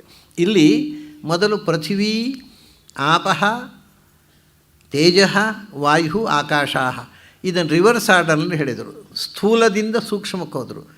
ಮೊದಲು ಸೃಷ್ಟಿಯಾದದ್ದು ಆಕಾಶ, ಆಕಾಶದಿಂದ ಆಕತ್ಮನಃ ಆಕಾಶ ಸಂಭೂತಃ, ಆಕಾಶಾದ್ವಾಯು ವಾಯೋ ಅಗ್ನಿ ಅಗ್ನೇರಾಪಃ ಅದ್ಭೆ ಪೃಥ್ವಿ. ಅಂದರೆ ಈ ಪೃಥ್ವಿ ಅನ್ನೋದು ಪಂಚಭೂತಗಳಲ್ಲಿ ಗ್ರಾಸೆಸ್ಟ್ ಎಲಿಮೆಂಟ್, ಆಕಾಶ ಅನ್ನೋದು ಸಟ್ಲೆಸ್ಟ್ ಎಲಿಮೆಂಟ್. ಸಟ್ಲ್ನಿಂದ ಗ್ರಾಸಿಗೆ ಅಲ್ಲ, ಗ್ರಾಸ್ನಿಂದ ಸಟ್ಲಿಗೆ ಹೋದರು. ಮೊದಲು ಗ್ರಾಸ್ ಆಗಿರತಕ್ಕ ಪೃಥ್ವಿ, ಅದಕ್ಕಿಂತ ಸೂಕ್ಷ್ಮವಾದದ್ದು ನೀರು, ಅದಕ್ಕಿಂತ ಸೂಕ್ಷ್ಮವಾದದ್ದು ಬೆಂಕಿ, ಅದಕ್ಕಿಂತಲೂ ಸೂಕ್ಷ್ಮವಾದದ್ದು ಗಾಳಿ, ಅದಕ್ಕಿಂತಲೂ ಸೂಕ್ಷ್ಮವಾದ್ದು ಆಕಾಶ. ಹೀಗೆ ಪೃಥ್ವಿ ಸ್ಥೂಲದಿಂದ ಸೂಕ್ಷ್ಮಕ್ಕೆ ಹೋದರು. ಇಲ್ಲಿ ಅದರ ರಿವರ್ಸ್ ಆರ್ಡರ್ನಲ್ಲಿ ಮುಂದೆ ಹೇಳ್ತಾರೆ, ಇದರಿಂದ 5 ಬಗೆಯ ಪೊಲ್ಯೂಷನ್ ಆಗುತ್ತೆ ಈ ಪಂಚಭೂತಗಳಿಂದ. ಏನು? ಶಬ್ದಸ್ಪರ್ಶ ರೂಪ ರಸಗಂಧಾಮೇ ಶುದ್ಧಂತಾಂ. ಇಲ್ಲಿ ಎಲ್ಲಿ ಪೃಥ್ವಿಯಿಂದ ಶುರು ಮಾಡಿ ಆಕಾಶದಲ್ಲಿ ಎಂಡು ಮಾಡಿದರು, ಇಲ್ಲಿ ಆಕಾಶದಿಂದ ಶುರು ಮಾಡಿ ಪೃಥ್ವಿಯಲ್ಲಿ ಎಂಡು ಮಾಡ್ತಾರೆ. ಆಕಾಶದ ಗುಣ ಶಬ್ದ. ಅದು ಯಾಕೆ ತಿರುಗಿ ಹೇಳಿದರು ಅನ್ನೋದನ್ನು ಮುಂದೆ ಹೇಳ್ತೇನೆ ನಾನು. ಸೊ ಆಕಾಶ ಏನು ಪೊಲ್ಯೂಟ್ ಮಾಡಬಹುದು ಅಂದರೆ ಕೆಟ್ಟ ಶಬ್ದಗಳನ್ನು ಕೇಳಿಸಬಹುದು. ಸೌಂಡು ಆಕಾಶದ ಮೂಲಕ, ನಮ್ಮ ಸೌಂಡ್ ವೇವ್ಸ್ ಬರೋದೇ ಆಕಾಶದ ಮೂಲಕ. ಅದರಿಂದ ಒಂದು ನಮ್ಮನ್ನು ಪೊಲ್ಯೂಟ್ ಮಾಡತಕ್ಕಂಥದ್ದು ಶಬ್ದ. ಕೆಟ್ಟ ಶಬ್ದಗಳು, ಒಬ್ಬರನ್ನ ನಿಂದೆ ಮಾಡುವಂಥದ್ದು, ಒಬ್ಬನ್ನು ಹೀಗಳೆಯುವಂಥದ್ದು, ತಿರಸ್ಕಾರ ಮಾಡುವಂಥದ್ದು ಯಾವುದೂ ಆಗಬಹುದು. ಒಬ್ಬನನ್ನು ಅಂತಲ್ಲ, ಭಗವಂತನನ್ನು ನಿರಾಕರಣೆ ಮಾಡುವಂಥದ್ದು, ನಾಸ್ತಿಕೇಯವಾದ ಎಟ್ಸೆಟ್ರಾ, ಯಾವುದೇ ನಮ್ಮ ಮನಸ್ಸಿನ ಕೊಳೆಯನ್ನು ಹೆಚ್ಚಿಸುವಂಥ ಸೌಂಡು. ಆಮೇಲೆ ಅದಕ್ಕಿಂತ ಅತ್ಯಂತ ಸೂಕ್ಷ್ಮ ಆಕಾಶದಿಂದ ಶಬ್ದ, ಅದರ ನಂತರ ಗಾಳಿಯಿಂದ ಸ್ಪರ್ಶ. ಏಕೆಂದರೆ ಆಕಾಶದಲ್ಲಿ ಅದು ಯಾವ ಇಂದ್ರಿಯಕ್ಕೂ ಮುಟ್ಲಿಕ್ಕೆ ಸಿಗೋಲ್ಲ, ಅತ್ಯಂತ ಸೂಕ್ಷ್ಮದು. ಬಟ್ ಅದರ ಗುಣವನ್ನು ಕೇಳಿ ನಾವು ಆಕಾಶವನ್ನು ಊಹಿಸಬೇಕು. ಆಕಾಶ ಅನ್ನೋದು ಯಾವ ಇಂದ್ರಿಯಕ್ಕೂ ಗೋಚರ ಆಗೋದಿಲ್ಲ, ಆದರೆ ಅದರ ಆಕಾಶದ ಗುಣ ಶಬ್ದ ಅದು ಕೇಳಿಸುತ್ತೆ. ಅದರ ನಂತರ ಗಾಳಿ ಬೀಸಿತು, ಆಕಾಶದಿಂದ ಗಾಳಿ ಹುಟ್ಟಿತು. ಆಕಾಶದಲ್ಲಿ ವೈಬ್ರೇಷನ್ ಆದ ತಕ್ಷಣ ಗಾಳಿ ಬಂತು. ಸೊ ಗಾಳಿ ಬಂದಾಗ ಅದರಲ್ಲಿ ಸ್ಪರ್ಶ ಹುಟ್ಟಿತು.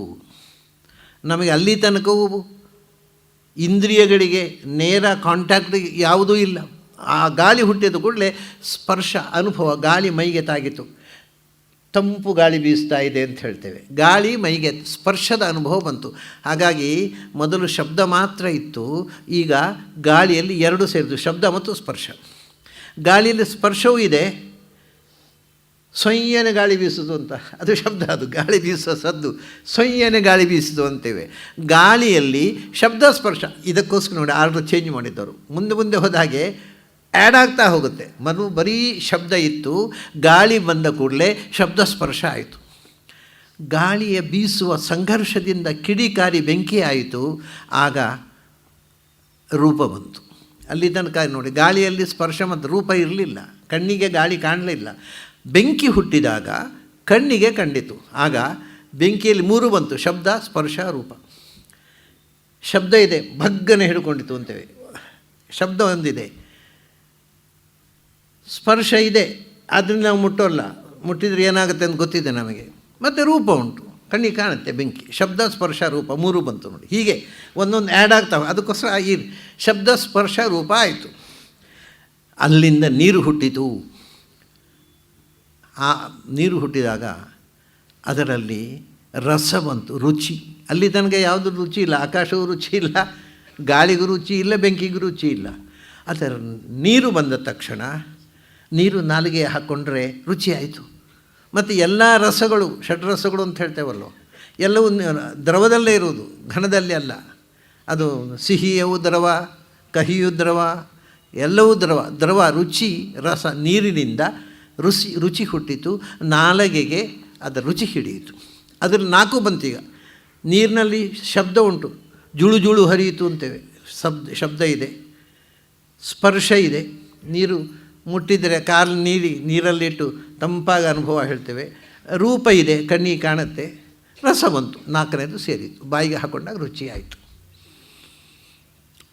ಆಮೇಲೆ ನೀರು ಘನವಾಗಿ ಗ್ಲೇಸಿಯರ್ ಆಗಿ, ಅದು ಕಾಲಾಂತರದಲ್ಲಿ ಶತಮಾನ ಸಹಸ್ರಮಾನಗಳಲ್ಲಿ ಅದು ಬಂಡೆಯಾಗಿ, ಮಣ್ಣಾಗಿ ರೂಪಾಂತರ ಹೊಂದಿತು.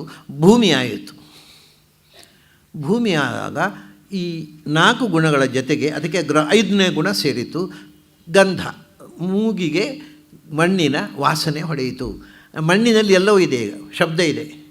ಧೊಪ್ಪನೆ ಬಿತ್ತು ಮಣ್ಣಿನ ಹೆಂಟೆ, ಅಂದರೆ ಬೆಟ್ಟದ ಶಿಖರ ಧೊಪ್ಪನೆ ಉರುಳಿತು. ಶಬ್ದ ಇದೆ, ಸ್ಪರ್ಶ ಇದೆ, ಮಣ್ಣಿನಲ್ಲಿ ರೂಪ ಇದೆ, ರಸ ಇದೆ. ಮಣ್ಣು ಯಾವುದು ಗರ್ಭಿಣಿಯರು ಅದು ರುಚಿಗೆ ಬಾಯಿಗೆ ಹಾಕ್ಕೋತಾರೆ, ಅದು ರಸ ಇಲ್ಲದವರು ಹಾಕ್ಕೊಳ್ತಿರಲಿಲ್ಲ. ಆಮೇಲೆ ಮೂಗಿಗೆ ಗಂಧ ಇದೆ. ಸೊ ಇದು ಗ್ರಾಸೆಸ್ಟ್ ಎಲಿಮೆಂಟ್. ಯಾಕೆಂದರೆ ಒಂದರಿಂದ ಒಂದು ಆಗ್ತಾ ಕೊನೆಯದಲ್ಲಿ 5 ಗುಣಗಳು ಬಂದವು. ಹಾಗಾಗಿ ಇವು ಮನುಷ್ಯನನ್ನು ಮಣ್ಣು ನೀರು ಕೆಡಿಸಾಗನೆ. ಇದು ನೋಡಿ, ಕೆಟ್ಟ ಶಬ್ದ, ಕೆಟ್ಟ ಸ್ಪರ್ಶ, ಕೆಟ್ಟ ರೂಪ, ಕೆಟ್ಟ ರಸ, ಕೆಟ್ಟ ಗಂಧ ಬಂದರೆ ಮೈಂಡ್ ಪೊಲ್ಯೂಟ್ ಆಗುತ್ತೆ.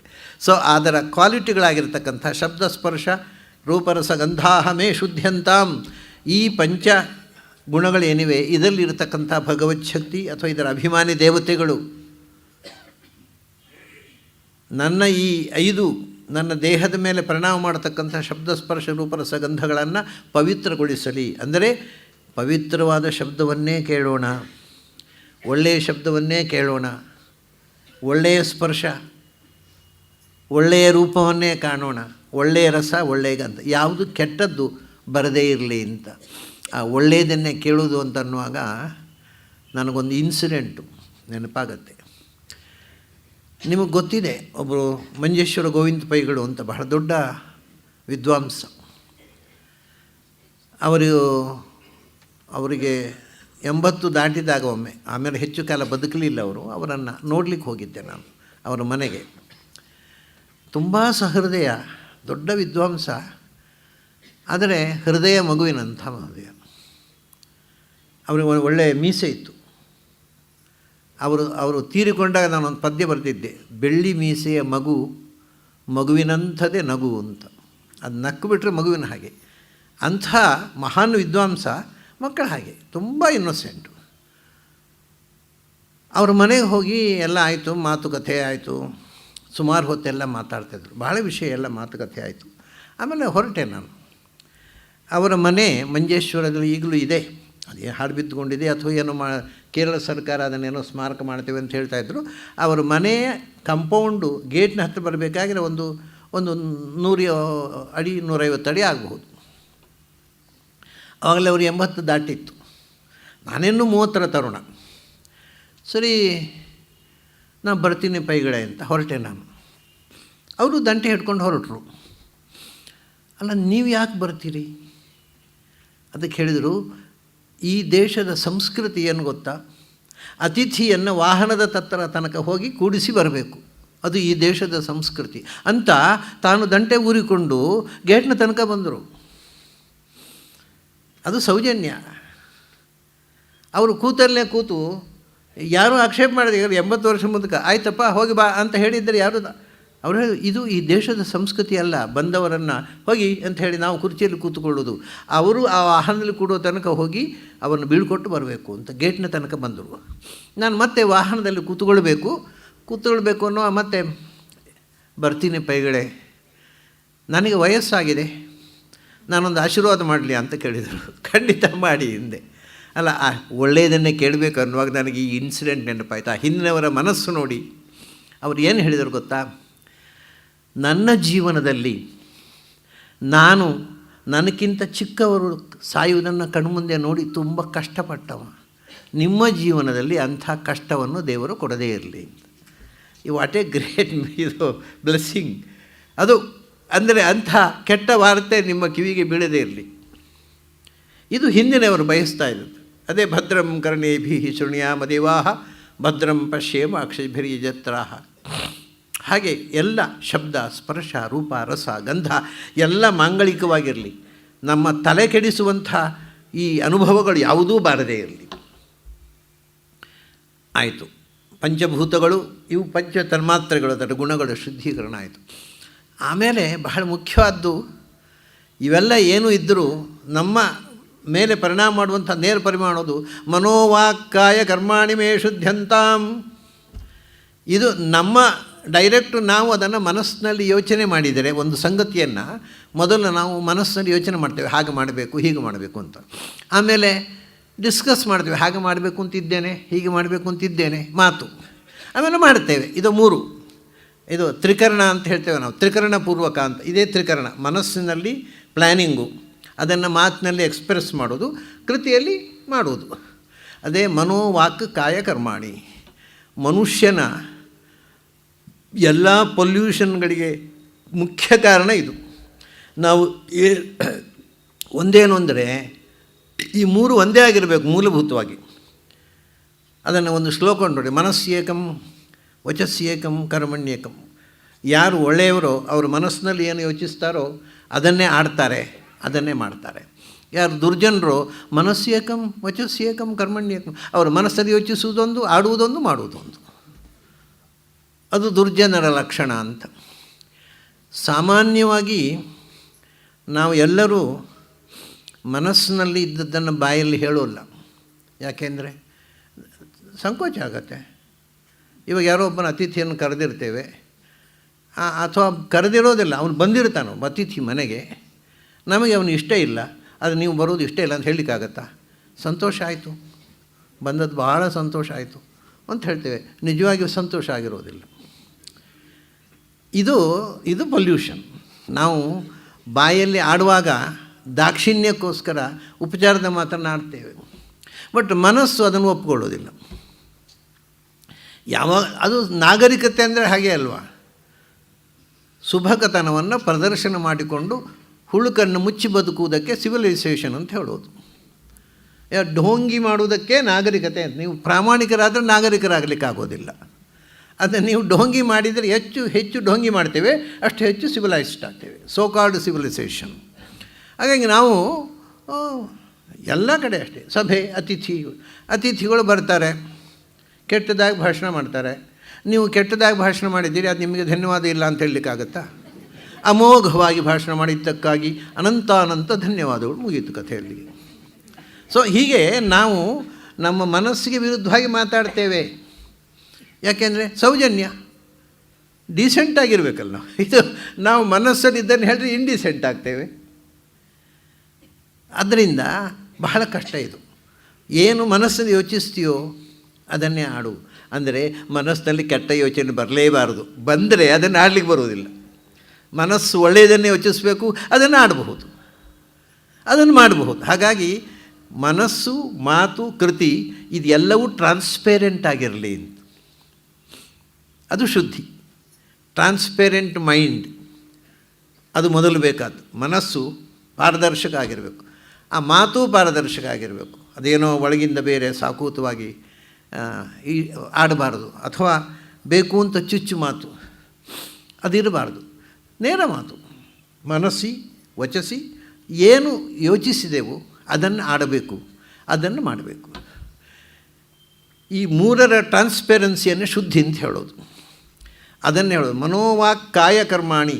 ಈ ತ್ರಿಕರಣಗಳಲ್ಲಿ ಮಾಡುವ ಎಲ್ಲ ಕ್ರಿಯೆಗಳು, ಮನಸ್ಸಿನ ಕ್ರಿಯೆ, ಮಾತಿನ ಕ್ರಿಯೆ, ದೇಹದ ಕ್ರಿಯೆ, ಇದು ಮೂರೂ ಕೂಡ ಪರಿಶುದ್ಧವಾಗಿರಲಿ, ಪರಿಶುದ್ಧವಾಗಿ ಮಾಡಲಿ ಅಂತ. ಅವು ಶುದ್ಧ ಆಗಬೇಕಾದ್ರೆ ಅದರಲ್ಲಿ ಇರತಕ್ಕಂಥ ಒಳಗಿರತಕ್ಕ ದೇವತಾ ಶಕ್ತಿಗಳು ನನ್ನ ಮನಸ್ಸಿನಿಂದ ಒಳ್ಳೆಯದನ್ನೇ ಯೋಚಿಸುವಂತೆ ಮಾಡಲಿ, ಬಾಯಿಯಿಂದ ಒಳ್ಳೆಯ ಮಾತನ್ನೇ ನುಡಿಸಲಿ, ಕೈಯಿಂದ ನಮ್ಮ ದೇಹದ ಮೂಲಕ ಒಳ್ಳೆಯ ಕೆಲಸವನ್ನೇ ಮಾಡಿಸಲಿ. ಇದು ಶುದ್ಧಿ ಪ್ರಾರ್ಥನೆ. ಆಗ ಜ್ಯೋತಿರಹಂ ವಿರಜಾ ವಿಪಾಪ್ಮ ಭೂಯಾಸಂ ಸ್ವಾಹ. ನಾಲ್ಕನೆಯದ್ದು ಮಂತ್ರ ಭಾಳ ವಿಚಿತ್ರವಾಗಿದೆ ಇದು. ಅವ್ಯಕ್ತ ಭಾವೈ ಅಹಂಕಾರೈ ಜ್ಯೋತಿರಹಂ ವಿರಜಾ ವಿಪಾಪ್ಮ ಭೂಯಾಸಂ ಸ್ವಾಹ. ಇದು ಶುದ್ಧಿಯ ಪ್ರಶ್ನೆಯೇ ಇಲ್ಲ. ನಮ್ಮಲ್ಲಿ ಒಂದು ವಿಚಿತ್ರವಾದ ಸಂಗತಿ ಇದೆ ಅಂತಾರೆ ಪ್ರಾಚೀನ. ಏನು ಅಂದರೆ ಅಹಂಕಾರ, ಅಹಂಕಾರಗಳು. ಅಹಂಕಾರಗಳು ಅಂದರೆ 7 ವಿಭಕ್ತಿ ಇದೆ ಅಹಂಕಾರಕ್ಕೆ. ನಾನು, ಇದು ಪ್ರಥಮ ವಿಭಕ್ತಿ.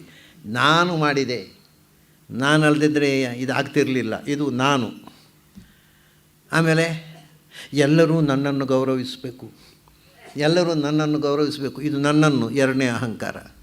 ಇದೆಲ್ಲ ನನ್ನಿಂದಾದ್ದು ಸ್ವಾಮಿ, ಇಲ್ಲದ್ರೆ ಆಗ್ತಿರಲಿಲ್ಲ, ಇದು 3ನೇ ಅಹಂಕಾರ. ಎಲ್ಲ 7 ವಿಭಕ್ತಿಗಳ ಅಹಂಕಾರ ಇದೆ.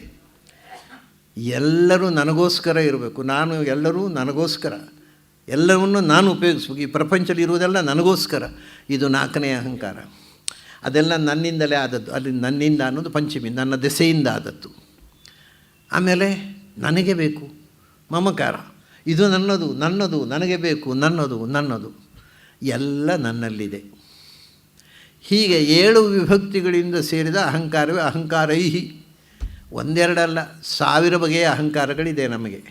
ಅದು ತಮಾಷೆ ಏನು ಅಂದರೆ ಅವ್ಯಕ್ತ ಭಾವೈಹಿ ಎಂದರು. ಅಹಂಕಾರ ಇದೇನು ನಮಗೆ ಗೊತ್ತಾಗೋದಿಲ್ಲ, ಅದು ಬಂದರೂ ಗೊತ್ತಾಗೋದಿಲ್ಲ, ಅದು ಹೇಗೆ ಹೊರಗೆ ಬರುತ್ತೆ ಅದು ಗೊತ್ತಾಗೋಲ್ಲ. ಅದಕ್ಕೆ ಸೈಕಾಲಜಿಯಲ್ಲಿ ಒಂದು ಮಾತಿದೆ, ನನಗೆ ಅಹಂಕಾರ ಇಲ್ಲ ಅಂತ ಹೇಳ್ತಾನೆ ಒಬ್ಬ ಅಂತ ಇಟ್ಕೊಳ್ಳಿ. ಅವರು I have no ego it's all. ಆವಾಗ ಐ ಹ್ಯಾವ್ ನೋ ಈಗೋ, ಹೀಗೆ ಕೈ ಒತ್ತು ಅಂದರೆ ಈಗೋವನ್ನು ಒತ್ತಿ ಹಿಡಿಯೋದು. ನಿಮಗೆ ಗೊತ್ತಾ, ಆ್ಯಕ್ಷನ್ನಲ್ಲಿ ಈಗೋ ಇದೆ ಅಂತ ಹೇಳ್ತಾ ಇರ್ತಾನೆ ಅವ. ನನ್ನ ಈಗೋವನ್ನು ಅದುಮಿ ಹಿಡಿತೇನೆ, ಇಲ್ಲಿ ನಿಮಗೆ ಗೊತ್ತಾಗಬಾರ್ದು ಅಂತ, ಐ ಹ್ಯಾವ್ ನೋ ಈಗೋ ಅಂತ. ಹಾಗೆ ನಮಗೆ ಗೊತ್ತಿಲ್ಲದಂತೆ ಅವ್ಯಕ್ತ ಭಾವೈಹಿ ಅಂತ ಒಂದು ಮೂಲಭೂತವಾಗಿ, ಅವ್ಯಕ್ತ ಅಂದರೆ ಮೂಲ ಪ್ರಕೃತಿ, ಅದರಿಂದ ಹುಟ್ಟಿದಂಥ ವಸ್ತುಗಳಲ್ಲಿ ಮಣ್ಣು, ನೀರು, ಬೆಂಕಿ, ಗಾಳಿ, ಆಕಾಶ, ಪಂಚಭೂತಗಳು, ಮನಸ್ಸು, ಬುದ್ಧಿ, ಅಹಂಕಾರ, ಇವು 8.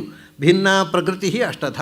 ಪ್ರಕೃತಿ, ಮೂಲ ಪ್ರಕೃತಿಯಿಂದ, ಅವ್ಯಕ್ತವಾದ ಮೂಲ ಪ್ರಕೃತಿಯಿಂದ ವ್ಯಕ್ತವಾದ ಮೊದಲನೇ ಭಾವ ಅಹಂಕಾರ. ಅದರ ನಂತರ ಇದೆಲ್ಲ. ಅಹಂಕಾರ ಅನ್ನೋದು ಪ್ರಕೃತಿಯಿಂದ ಸಾಕ್ಷಾತ್ತಾಗಿ ಹುಟ್ಟಿರ್ತಕ್ಕಂಥ ಮನುಷ್ಯನಲ್ಲಿರ್ತಕ್ಕ ಅವ್ಯಕ್ತ ಭಾವೈಹಿ. ಅದರ ಭಾವ, ಅಭಿವ್ಯಕ್ತಿ ಅವ್ಯಕ್ತ. ಅಹಂಕಾರ ಬಂತು ಅಂತ ನಮಗೇ ಗೊತ್ತಾಗೋದಿಲ್ಲ, ನಮ್ಗೆ ಗೊತ್ತಿಲ್ಲದಂತೆ ಅಹಂಕಾರ ಬಂದು ನಮ್ಮನ್ನು ಕಾಡ್ತಾ ಇರುತ್ತೆ. ಅದು ರವೀಂದ್ರನಾಥ್ ಟ್ಯಾಗೋರ್ ಒಂದು ಕಥೆ ಬರೆದಿದ್ದಾರೆ, ಹಿಂದೆ ಹೇಳಿದ್ದೆ ನಾನು. ಅವರು ಕಾಮವನ್ನು, ಕ್ರೋಧವನ್ನು, ಲೋಭವನ್ನು, ಮೋಹವನ್ನು, ಮದವನ್ನು, ಮತ್ಸರವನ್ನು ಗೆದ್ದುಬಿಟ್ರಂತೆ. 6 ವೈರಿಗಳನ್ನು ಗೆದ್ದರು, ಬೋರ್ಡ್ ಹಾಕಿದ್ರು, ಷಡ್ವೈರಿ ನಿಗ್ರಹಾಚಾರ್ಯ. ಅಂದರೆ 6 ದೋಷಗಳನ್ನು ಗೆದ್ದದ್ದು 7ನೆಯ ಅಹಂಕಾರವಾಗಿ ಕೂತ್ಬಿಟ್ಟಿದ್ದಲ್ಲಿ. ಸೊ ಎಲ್ಲ ಗೆದ್ದ ಮೇಲೆ ಕೊನೆಗೂ ಅಹಂಕಾರ ಉಳಿದು ಬಿಡ್ತದೆ, ಅದು ಹೋಗೋಲ್ಲ. ಆ ಗೆದ್ದೆ ಅನ್ನೋ ಅಹಂಕಾರ ಭಾರಿ ಕಷ್ಟ ಅದನ್ನು ತೆಗೆದುಹಾಕೋದು. ಅದಕ್ಕೋಸ್ಕರ ಅವ್ಯಕ್ತ ಭಾವೈಹಿ. ಅದು ಎಲ್ಲಿ ಬಂತು, ಯಾವಾಗ ಹೊರಗೆ ಬಂತು, ಯಾವಾಗ ಕಾಡುತ್ತೆ ನಮಗೇ ಗೊತ್ತಾಗದೆ ನಮ್ಮನ್ನು ಕಾಡ್ತಾ ಇರುತ್ತೆ. ಅದಕ್ಕೆ ಹೇಳ್ತಾರೆ ಅದನ್ನು ಹೋಗಲಿ ಅಂತ ಹೇಳೋಲ್ಲ. ಶುದ್ಧಿ ಅಂತ ಮತ್ತೇನು ಅಂದರೆ ಆ ಅಹಂಕಾರದಲ್ಲಿ 3 ಅಂದರೆ ಇನ್ನೊಂದಿದೆ, ಏನು ಗೊತ್ತಾ? ಸಾತ್ವಿಕ ಅಹಂಕಾರ, ರಾಜಸ ಅಹಂಕಾರ, ತಾಮಸ ಅಹಂಕಾರ ಅಂತ.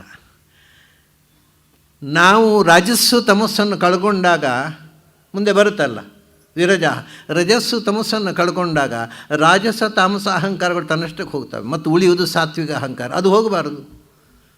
ನಾನು ನಿಮ್ಮ ವಿಧೇಯ ಶಿಷ್ಯ, ಇದು ಸಾತ್ವಿಕ ಅಹಂಕಾರ. ನಾನು ದೇವರ ದಾಸ, ನಾನು ಯಾರು? ಈ ಹನುಮಂತ ಸೀತೆ ಹತ್ರ ಒಂದು ಮಾತು ಹೇಳ್ತಾನೆ, ಮತ್ತಃ ಪ್ರತ್ಯವರಃ ಕಶ್ಚಿನ್ ನಾಸ್ತಿ ಸುಗ್ರೀವ ಸನ್ನಿಧೋ. ಅಲ್ಲನ್ನು ರಾಮಚಂದ್ರ ಬರ್ತಾನೆ, ಕಪಿಸೇನೆ ಕರ್ಕೊಂಡು ಬರ್ತಾನೆ, ನೀನೇನು ದುಃಖಿಸಬೇಡ ತಾಯಿ ಅಂತ ಸೀತೆ ಹತ್ರ ಹೇಳ್ತಾನೆ ಹನುಮಂತ. ಅಲ್ಲಯ್ಯ, ನೀನು ಇದು ಒಳ್ಳೆ ಕಥೆ ಆಯ್ತಲ್ಲ, ಇದಕ್ಕೆ ಹೇಳೋದು ಮಂಗನ ಬುದ್ಧಿ ಅಂತ. ಹೇಗೆ ಬರ್ತೀರಿ ನೀವು? 100 ಯೋಜನ ದಾಟಿ ಇಲ್ಲಿ ಬರೋದು ಹೇಗೆ ಕಪಿಗಳು ಅಥವಾ ರಾಮಲಕ್ಷ್ಮಣರು? ಇದೆಲ್ಲ ಆಗೋ ಹೋಗೋ ಕಥೆ. ಸುಮ್ಮನೆ ನನ್ನನ್ನು ಪುಸಲಾಯಿಸಲಿಕ್ಕೆ, ಸಂತೋಷಪಡಿಸಲಿಕ್ಕೆ ಅಂತ ಸುಳ್ಳು ಹೇಳ್ತಾ ಇದ್ದೀಯ ನೀನು ಅಂತಾಳೆ ಸೀತೆ. ಆಗ ಹನುಮಂತ ಒಂದು ಮಾತು ಹೇಳ್ತಾನೆ, ಕೋಟಿಗಟ್ಟಲೆ ಕಪಿಗಳಿದ್ದಾರೆ ಸುಗ್ರೀವನ ನಿಯಂತ್ರಣದಲ್ಲಿ ಪ್ರಜೆಗಳು. ಆ ಕೋಟಿಗಟ್ಟಲೆ ಕಪಿಗಳಲ್ಲಿ ನಾನು ಕೊನೆಯವ, ನನಗಿಂತ ಕೆಳಗಿನವ ಯಾರೂ ಇಲ್ಲ, ನಾನೇ ಬಂದೆ ತಾಯಿ, ಉಳಿದವರ ಪಾಡೇ ಇರೋದು. ಇದು ಈ ಅಹಂಕಾರ ಬೇಕು. ಅಲ್ಲಿ ನಾನು ಇದೆ, ಆದರೆ ಅದು ಈಗೋ ಇಲ್ಲ, ಈಗೋಲೆಸ್ ಆದಂಥ ಈಗೋ ಅದು ಅಂಥದ್ದು. ಆದ್ದರಿಂದ ಅಹಂಕಾರ ಹೋಗಲಿ ಅಂತ ಹೇಳಬಾರ್ದು. ಈ ಸೌಜನ್ಯ, ವಿನಯಪೂರ್ವಕವಾದ ಅಹಂಕಾರ ಇರಬೇಕು, ಔದ್ಧತ್ಯದ ಅಹಂಕಾರ ಇರಬಾರ್ದು. ಅದಕ್ಕೆ ಅಹಂಕಾರ ಹೋಗಲಿ ಅಂತ ಹೇಳೋದಿಲ್ಲ. ರಜಸ್ಸು ತಮಸ್ಸು ಹೋಗಲಿ, ಅದು ಹೋದರೆ ರಾಜಸ ತಾಮಸ ಅಹಂಕಾರ ಇರೋಲ್ಲ. ಸಾತ್ವಿಕ ಅಹಂಕಾರ ಕೊನೆವರೆಗೂ ಇರುತ್ತೆ, ನಿದ್ರೆಯಲ್ಲಿರುತ್ತೆ. ನೋಡಿ, ನಾನು ರಾತ್ರಿ ಬೆಳಗಿನ ತನಕ ಆನಂದವಾಗಿ ನಿದ್ರೆ ಬಂತು, ನನಗೇನೂ ಗೊತ್ತಿಲ್ಲ, ಇದು ಸಾತ್ವಿಕ ಅಹಂಕಾರ. So he knows that he knows not ಅಂತ. ಗೊತ್ತಿಲ್ಲ ಅನ್ನೋದು ಗೊತ್ತಿರುವ ಅಹಂಕಾರ, ನನಗೆಲ್ಲ ಗೊತ್ತಿದೆ ಅನ್ನುವ ಅಹಂಕಾರ ಅಲ್ಲ, ಅದು ಸಾತ್ವಿಕ ನಿದ್ರೆಯಲ್ಲಿ ನಾನು ಈಸ್ ಕಂಟಿನ್ಯೂಡ್. ನಾನು ಅನ್ನೋ ಎಚ್ಚರ ನಿದ್ರೆಯಲ್ಲಿದೆ ಅಲ್ಲ, ಅದು ಅಹಂಕಾರ ಅಲ್ಲ, ಅದು ಸಾತ್ವಿಕವಾದ ಆತ್ಮದ ಅಸ್ತಿತ್ವದ ಅರಿವು, ಅವೇರ್ನೆಸ್ ಆಫ್ ದ ಸೆಲ್ಫ್. ಅದಕ್ಕೆ ಅದು ಹೋಗಲಿ ಅಂತ ಹೇಳೋಲ್ಲ ಅವರು. ನಾನು ಹೋಗಲಿಕ್ಕಿಲ್ಲ, ನಾನು ಇರಬೇಕು, ಅದರಲ್ಲಿ ಇದನ್ನೆಲ್ಲ ಪಡಿಬೇಕು. ನಾನೇ ಹೋಗಿಬಿಟ್ಟು ಮತ್ತೆ ಪಡೆಯುವುದೇ ಈ ಮಂತ್ರಗಳಿಂದ.